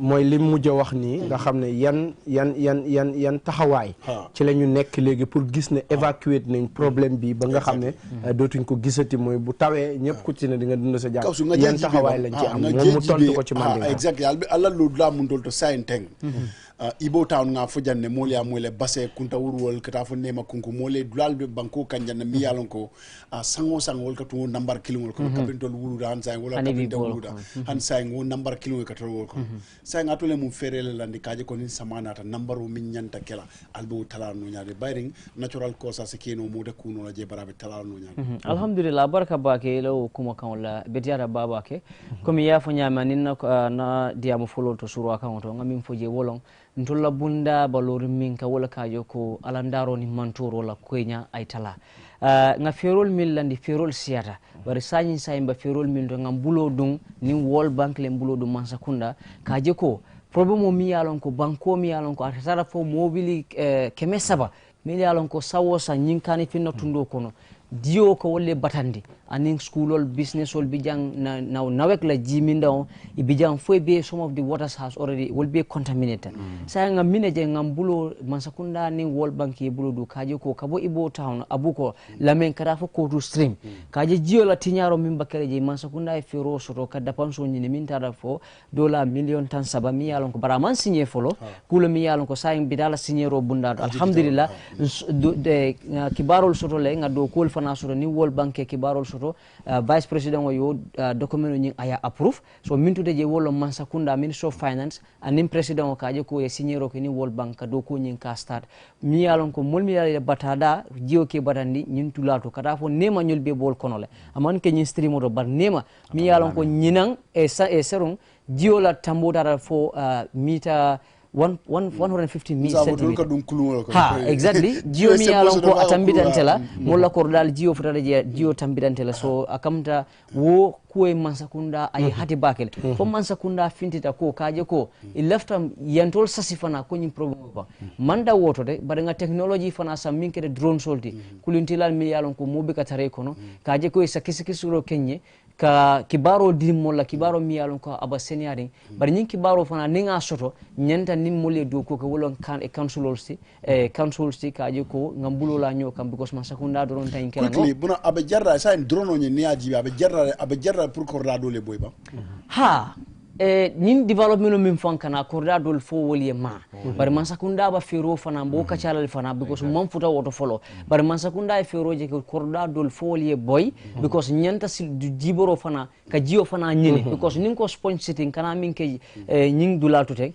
lafta pour mol sasi ini la family sita kasi jiboro la ali picnic keje you know mol sa du business o keje do kol keje pour ka bridgeol dada ibajere flying over because mansakunda fana nin council ye la ñu kan ka silol dada pour ka je access soto no within our urban center so ñim project ko ñi wala kana ka ferol landi ñim problem be tala inshallah ku jama bije bare sembo iko dongo diara kuto e teota okay ngama mi sasana lafta mu ñini kala allo drones so ñin okay aka santo doron neje fo waxtu bi dafa jeex tak no way li ma ko laaj so am na solo waaw drone ni quickly aka santo doron neje fo aka duma fana aka tara santo le ka duma jibi ngalo na aka tara santo le aka duma jibi abe bari banko duma fo banko santo hani no banko duma ka min kibaro min dimmo la wolon jio la le bulo nyin legi ñu dem ko kibaro fana di bisa sanya abe tari ala ñami waaw nga laajal ñu ko tamit marché yi ak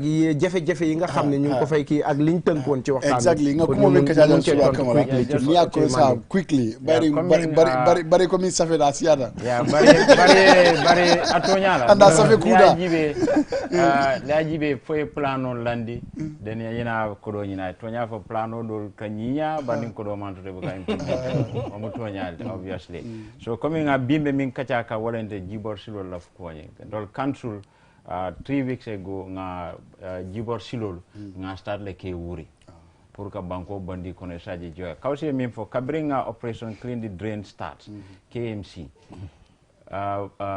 mol minia lonko wolle float sotono 2018 atala bada according to disaster data report atala baga because of na drain cleaning because ga kenyami ni ndme ikam fu masumo minna biyo masumo ba kotu bandika ba ko so kotu jokanal adul masoto no yalla masoto bo nibe yalla collaboration nibe nyobulle go fa nga ñoo compliment nga ñoo ma kon to la fana ka fuelo santo la itolle ka gaswelo sa maso nga gaswelo san ka drive jo ka ko don ani maso tinyande do biye sadara maso fenkala it's very expensive so kono ye marso fana fojam a marso maybe next 3 days because nye mimfo the first rain kabra ketano to nyala dreno dol beje be maka na marso ma so but kabring tol fon nataje that very day na market manager na calls ke ni meilleur fond sita ngaje ko dal a jartale ka sere kunda fon dreno fon kafu lidara maybe in 1 week iba contractor taraje la be je kafu kan aninka fonko tambidula create just last week 3 days ago le mul ñini ka min beje nga timo sen le min tara fo mo tannani pour ka banko ñim pousse jani sama ko ron kana a broso ta ka jebe brosse sa ni poto ta keno la je le dal la rekunda fana je dreno min beje yalla jo be ka bonan ne man ni sukra ma fan aka taki je aka da silo bala wodo fana ni jonata je ngam min koros je wala nyin to ko a jokalo ji la mol bu ka jino e ta marso so contractor fana bo fana dogula pour ka je ko dreno wala connect so li gaylu 2 weeks or so li tamante ta je ba contractor ta je ko ngam min fil ko wala nyin ko marso sama kono nimbu jolo ta je rong coming a fo nyami anin domor molla domorol ka wafi ande liya jibe wakata suwolol kon be sasa do mira ka migra convicti man tangara ni sasa do fintina kolera na so wakamara wala tinna na mol deploy ani suto nga night cleaning to sera kundale every day la moti because nga filla ko balito ka siaje bakel je central market so nyim jibor silol bebe create la sera kunda do be create la rekunda ani mo la tambilla sanya yama jamano be stola mi yalon ko ñu ubbi line bi rek su ko defee fu ñu call dabee rek su ko defee ci 5050 nabi ñëwal 505 damay ñëw ci Mr Barry parce que géej naa ci moom Barry 5050505 wala yeneen nombre bari mema tuudi ma answer question am bi $1 million million dollars because $1 billion ama loolu mais bu mu waxee loolu at a platform so said lo bu ñëwee the first after 1 year we did a consultation with a World Bank expert ku ñëw just to ñu said whether it's feasible or not feasible buñ toogee man ak moom ak the World Bank consultant the World Bank guy did a small calculation without even evaluating it's almost about $750 million. So from Nekani, just this year we established a GIS unit. And then we have been working with UNOPS last year. All the compounds in these buildings in this municipality, the footprint Nenko, all the compounds. Lately we are working with UNOPS, we are working with the Ministry of Information. From Nekani, Banyun already, you've seen that they have done compound numbers. So ñun Google mapping. Wow, Google mapping. ñun léegi they are training our staffs for ñu mën a def loolu. And we have also formed street naming committees in all the 19 wards. Alcalis and others are part of it. So dañoo def loolu and then we do evaluations. When they may even Freetown, that was one of our main reasons because they have done that. $1 billion bi daal lu mën a am la. Because even léegi these 3 years we are able to increase our revenue 100%. Of course.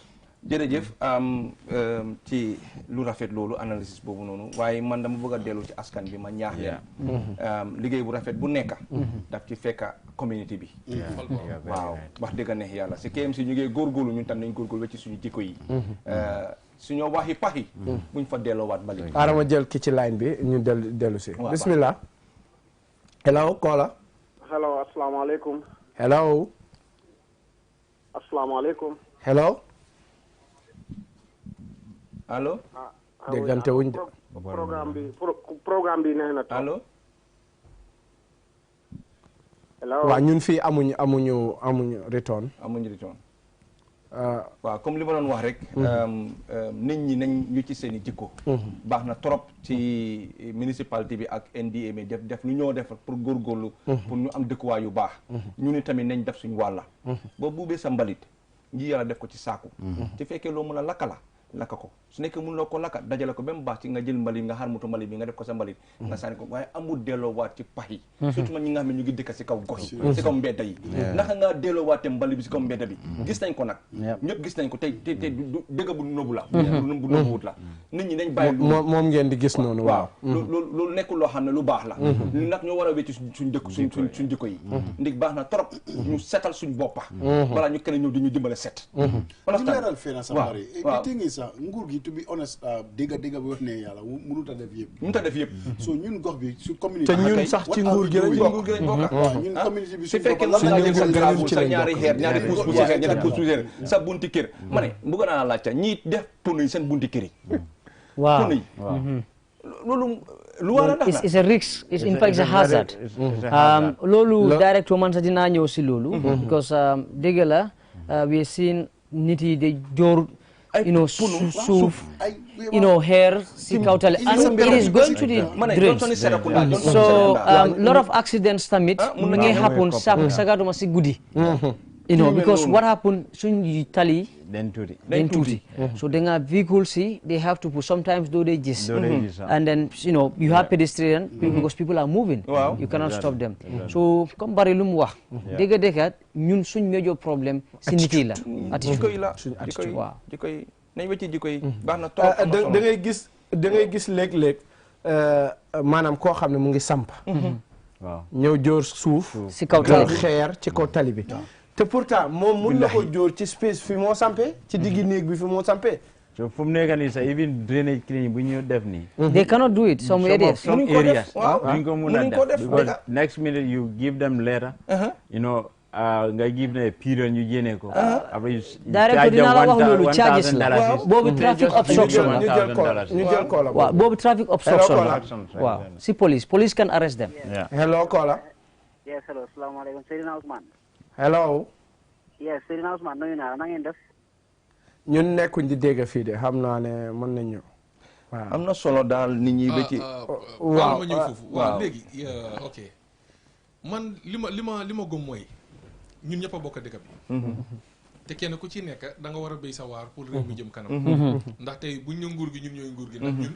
ñooñu dañ leen fa teg rek ay suñuy mbindaan lañ pour ñu liggéeyal dégg la suñu mbindaan lañ moo tax ñun ñu am sañ-sañu oo leen pour ñu suñu ñu wax ak ñoom jërë ngeen jëf si loolu waaye tey dama li ma gëm mooy ne bu fekkee ne tey man dama sampa ma jënd tri bi suuf jënd tri bi xeer ñëw ñu jóoral ma ko ci mbedd bi te mbedd bi ñu ko jóor ci suma bunti kër fi maa sampee pax moo fa nekk pax boo xamante ne fa la ndox bi jaar bu nawet amee man bu ma ko fa jóoree mu fata ko nañ ma yóbbu ci luwaa amul binda leetar parce que loolu seen responsabilité moom laa ko doon laaj ndax ñoom si seeni luwaa ndax am na yenn luwaa yu taxawal yoo xam ne ni mun na leen a may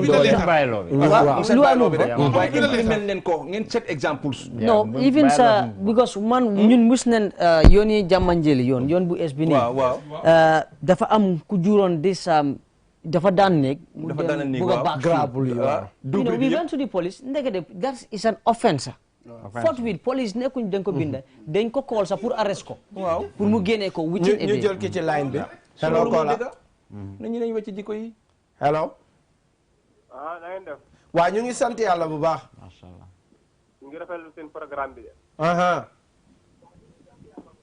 sa programme bi baax na trop dëgg la am na importance surtout waa Neema waaw waa Neema moom soo leen ko mënee jàppale moom dëgg baax na dëgg la waaw ñoom kay moom any time neen moom dañ ci am problème ndox dëgg la dëgg moom bëggas man mus naa dëkk Neema ba raay naaw ni maa ngi foofu ñam waaw waaw ok jërëjëf Kola li mu wax lu am solo di dégg nga ko Neema dégg last year lu happen Neema is very sad waaw Mr Barrow maanaam ak climate change ndax sensitization warul leen ñu jël Kola bi balaa ngaa tontu Kola bismillah allo waaw bismillah mun ngaa déglu ci sa téléphone bi te nga wàññi télé bi bu baax waaw maa ngi la dégg ma ne sëñ bi salaamaaleykum. waaleykum salaam. waaw maa ngi la dégg ma ne. seen teewaay rafet na waaye. dëgg la. ñu ngi rafetlu programme bi.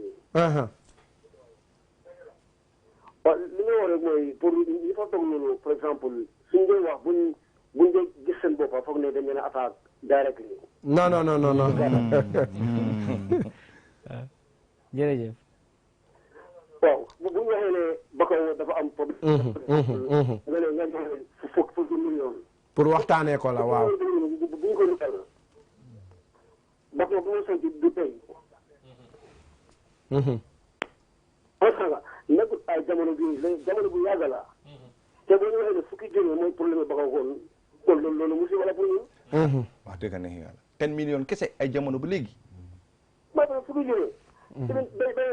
bërëb bi di sama naata loolu defal loolu. kay wax dëgg ne yàlla.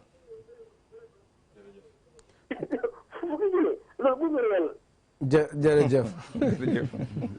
si gàttal rek ñoom ñoo bëgg a mën a gaal ñoo liggéey dina liggéey bi. ñoom gisee ñoom ñu la ñu liggéey yàlla. waaye bu fu ne ñoom ñu ne ma directly.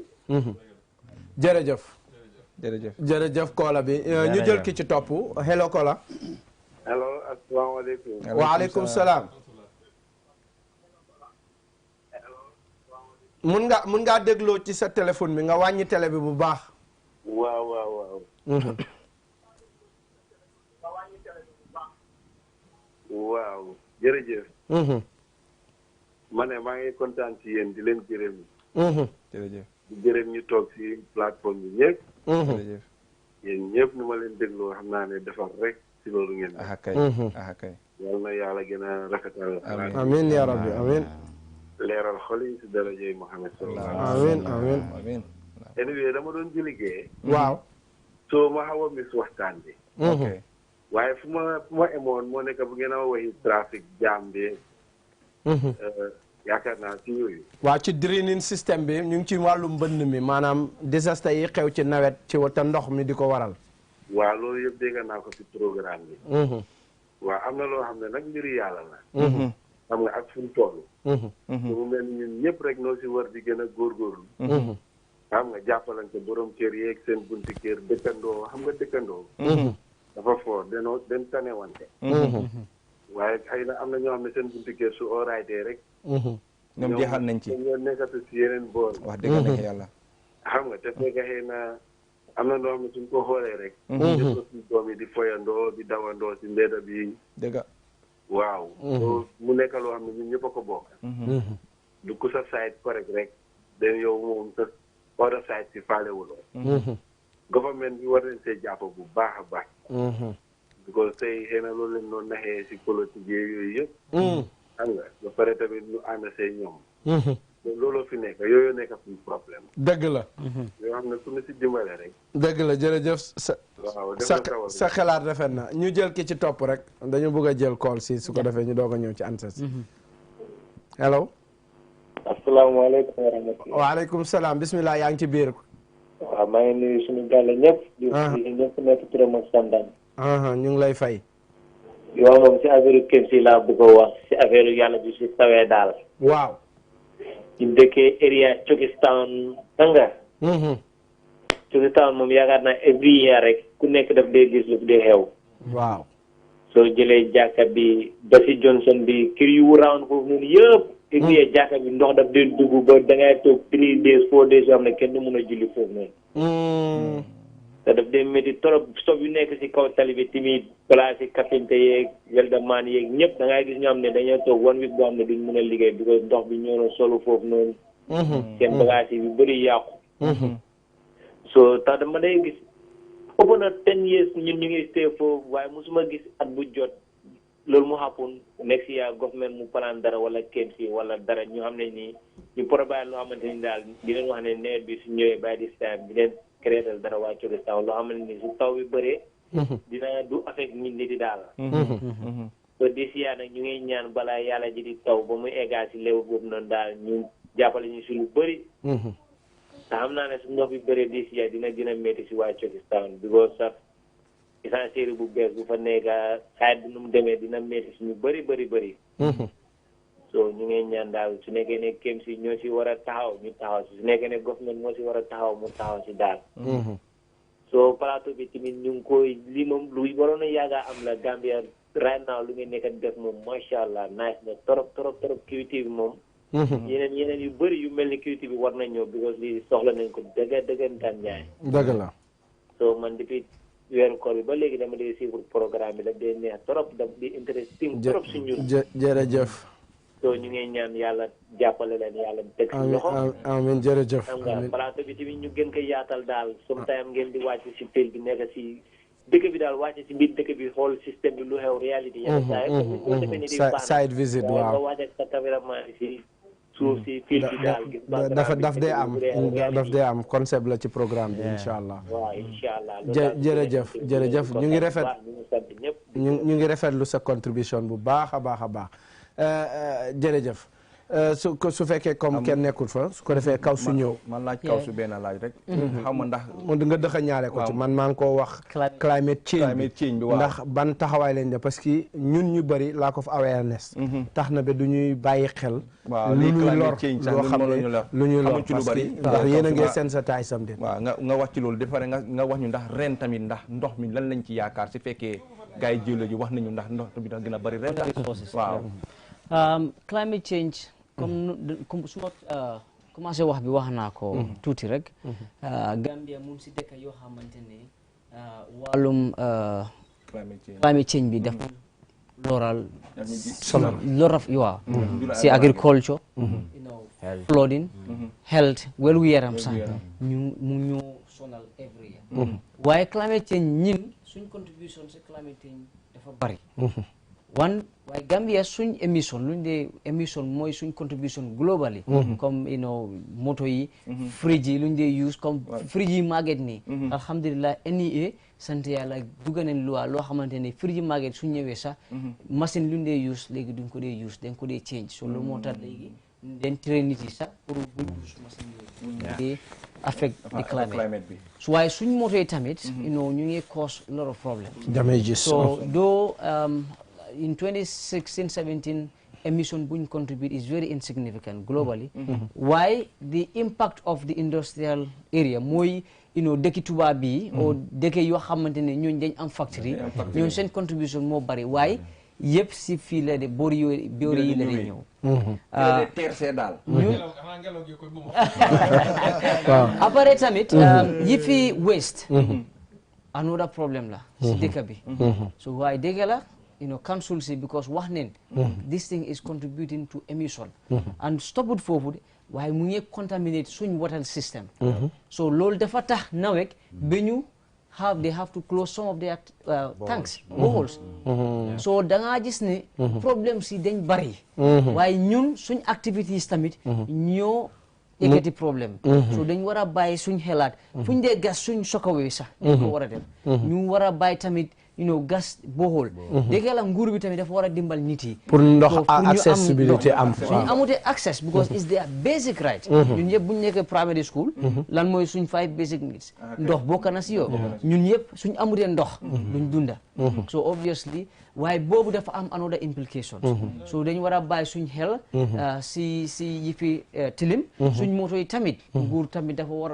a tëral ay loi daal yoo xam ne dinañ ko contrôle façon moto yi après bagage yi tamit containers yi ñu ngi gis container everywhere you go every 5 meters within the greater Banjul area yaa ngi gis yeneen bagage yi one ñu ngi contribute also because yeneen bagage yi they are not good for us the reason why tubaab yi dañ ko sànni def mu ngi yaa so tey soo toogee Finland waaw Finland Denmark ñu ngi yóbbu seen nguur bi si court gaa ñu ngi win yi fi bi yëpp climate change because ñun ñu ngi face problème waaye suñ doom yi o suñ second generation waaw ñooñu dee gën a have problem alright so ñu ngi ñaan askan yëpp waaye ñu ngi also ñaan nguur prioritize departments yoo xamante ne ñoo responsible pour yi fi disaster climate change they are so expensive climate change disaster xaalis la because loolu moo tax àdduna bi woo UN lu ñu wax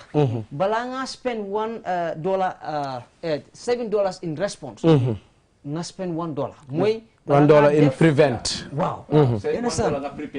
ñun def nañ théorie am nañ théorie plans pour ñu aare yeneen problème si waaye now implementation amuñ ko so at bi tamit water resources génne nañ focus bi waaw focus bi dañ bugg a askan tamit ñu xam suñu waxee focus mooy da nga xayma ñun yëpp suñ aadaw suñ culture dañ am focus tey soo demee suñ dëkka suñ maam yi dañ laa wax bi dañoo gis benn garab su amee lii dañ laa wax at bi dina waaw at bi taw bi nga baalal ma jël koola bi parce que mu ngi yàgg ci line bi bismillah koola bi hello naam waaw sant rek ne ko tey Mr Bala seen programme bi neex na waaw jërëjëf waaw wante di lu ñoo wax yëfi climate change bi foog naa bi nit yaa war a change climate bi moom mu ngi waaw climate bi moom nit ñi ñoo ko change thank you so much aja because soo gisee loolu nit yi di wax climate change nguur bi nekkuñ di jël benn step si loolu ñoom lu leen arrangé rek lañ si loolu lañ nekk waaw dinañ wax ba ëllëg affaire bi du soot waaw ñoom seen boppa ñoo nekk di dog garab yi di ko jaay ak nit yi ci biir dëkk suñ paree duñ ji dara suñ paree ñuy war a dañu war a ji ay million trees yooyu noonu doo ko gis xaalis bu ñoo am yëpp ñoom i neen lañ ba pare suñ defarkat yoon yi tamit waaw at bi flotte bi dina bëri de because concrete yoo xam ne ñu ngee concrete amul benn njëriñ ñu ngee concrete ñu ngee suul pax yi ok soo demee Serekunda seetal wis bu ndaw bii nii Serekunda kenn amut yoon fu moo jaar soo demee ba kaw doore ko ci essentiel bi ba si biir dëkk bi wata nañ goota yi yëpp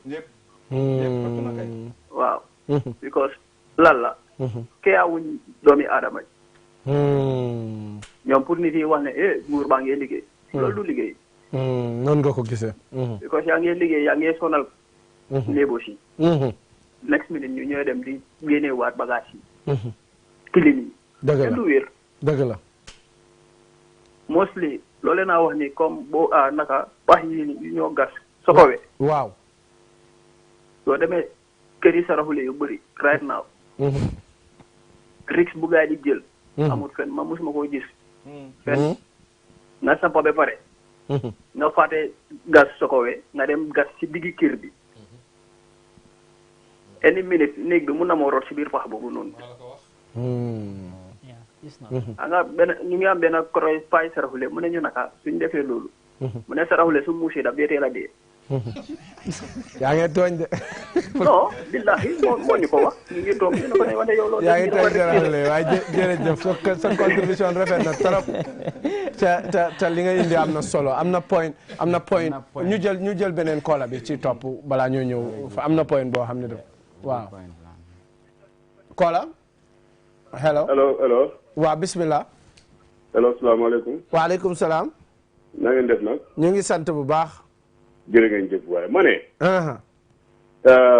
man de duggoon naa yàgga waaye xam naa ne naan doon waxtaan baa ne waaw gis nga dëkk bi waaw dañ ko juutal juutal mooy la dëkk bi juutal mooy ne boppa bi leen teg ci suuf jël tànkay aj ko ci kaw allahu akbar boppa la du mun a dox tànka rek moo mun a dox loolu noo ñu koy leeralee lu ñu koy leeralee mooy ne dëkk bi dafa jaxasoo dafa karab gis nga wàllum politique trafic bi laa leen bugg a wax tuuti si wàllum trafic bi laa leen bugg a wax tuuti gis nga trafic bi askan bi sax sumaano ñoo gën a encourage sumaano pour politique def corruption soo ma laajtee naa la ko wax waxal gis nga saba nga amul benn stop amul no parking fii ba Banjul de koy na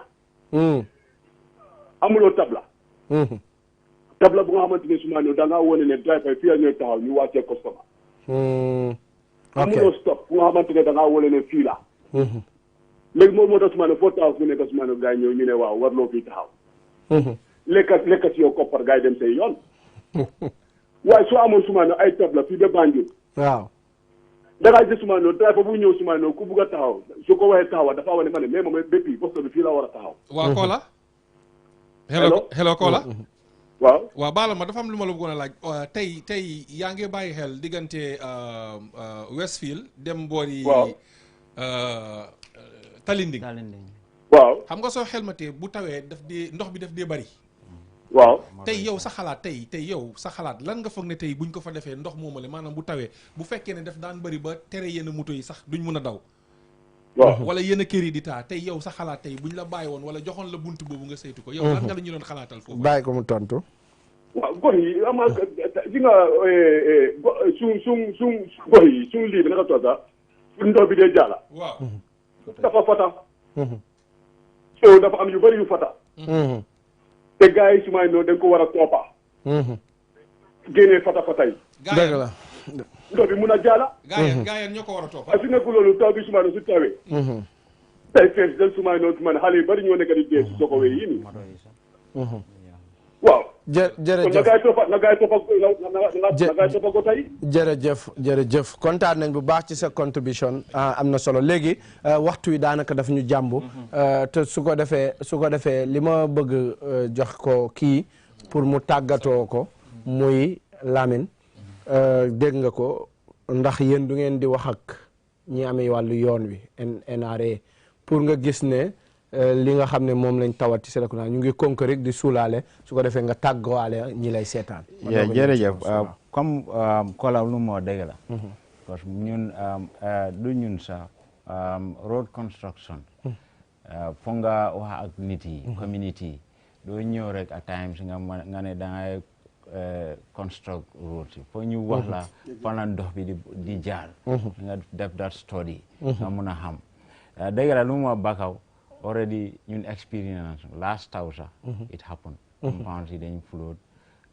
yeneen yi it's definitely bad to be honest because ndox du mun a génna si kër yi dem ci biti because fatak nañ already some of the drains so naa gis ne yoon bi moo nekk si kaw compounds yi nekk si suuf so dina difficult bu baax so last time lu mu gaay def mooy ne dañ demoon si NRA because NRA ñëw construct dañ dem si NRA seen engineers yi ñëw so they are trying to work on it so Serekunda comme lu ma la wax na mooy bu mu gisee loolu léegi drain yi dafa tuuti te gars yi pare pour yokk ko daal dañ bëgg a pour yaatal ko waaye lu mu wax dëgg la because su fekkee yaa ngi defaral yoon fo nga def drain at least ndox bu mën a dem waaw loolu baax na tàggu ñu lay seetaan rek jërëjëf programme bi dafa interesting very well lu may ñaan mooy ne ngeen continuer si programme bi because li interface la face à face la ay gis ne daal lu bari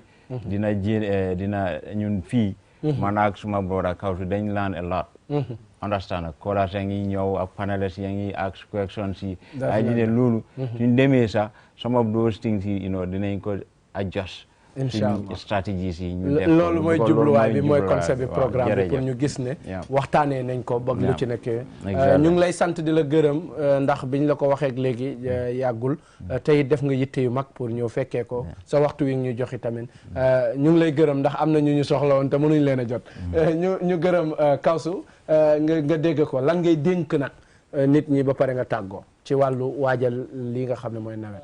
jërëjëf Cheikh post mooy because dama faate wax leneen mooy bari daf ma laaj mooy at bi nawet naka la moo mel last year ak this year dafa ute this year daanaka dañoo am taw waaye dañoo experience long dry spell according to the forecast nu mu ko waxee suñu waxee forecast nekkul ne ñun ñoo yàlla o water resources ñoo yàlla ñu ngi def xayma because dafa am luñ sentu luñ gis tamit si asamaan après nu mel because at bi soo gisee tàngaay sedda amut suñ bàyyi seen xel la sedda amut so dafa mel ni loolu is another determinant side bi lu ñoo wax ne won bi this year we will not experience more rains waaye taw bi su moo ñëwee dafa ñëw ak doole comprendre nga waaye da ngaa gis ne de waaye balaa moo def so yeneen place yi si dëkk bi comme part of URR ak part of some part of CRR ñooñu sax dañoo experience a mild drought according to the forecast waaye lii benn tey ñun dañu war a naaw nekkul flóor rek la waaye ñu ngi nekk di xelaat lekka because dafa mel ni suñ béykat ñeneen ñi duñ am luñ war a am so loolu dafa exactement waaw so dañoo ñaan ñëpp béykat yi sakatuma béykat yi ñu dee call water resources bi ko dañ am seen offices pour di may gaa ñi may leen xel ñu war a jiw ok so finally nguur bi tamit already dafa commit $10 million yi boo xamante ne foog ñu jënd response material si pour ñu paak because yeneen ñi luñ dee seen disa suñu amee they have nowhere to move amuñ lu ñu fanaan lekka o néeg so léegi we realize that nguur bi tamit foog ñu jox dara fankanta daal exactly so fankanta boobu alhamdulillah loolu dafa wone pare na jërëjëf for now waxtu wi ak boobu mooy start fereng nga tàggul ñu lay seetaan waaw so mbami fol rek tàggul ñëpp surwa kaw man seen yàlla déedéet dafa jeex waxtu bi jeex na sax abante fereng kon suma panéliste sax duñ mën a tàggoo ndax waxtu bi dafa jeex tàkk ñu gërëm soppe na bi ci taxawaay bi ak ci kàddu yu am solo gërëm Mr Bari moom tabarakallah ñëpp dañ koy namm dañuy bëgg rek jamono bu ne rek ñu di ko dégg ndax mu ngi ci di xeexal askan wi di leen jottali seen i yóbbante kii nga xam ne mooy Souleymane moom itamit tey ñëpp expérience nañ ne dëgg-dëgg am na ñëw na ak laaj yu am solo kon mbokk yi yéen itamit jaajëfal nañ leen ñu gërëm suñ production team bi ki nga xam ne mooy Bala Moussa Coulibaly ñu ngi koy nuyu ñu ngi koy gërëm ci taxawaay bi waaye ñu gërëm ñi mu àndaloon ci liggéey bi yëpp caméraman caméra yi ñi nekkoon ci control room bi yëpp gërëm nañ leen gërëm seetaankat yëpp di leen jox dox daje ba àjjuma ak jàmm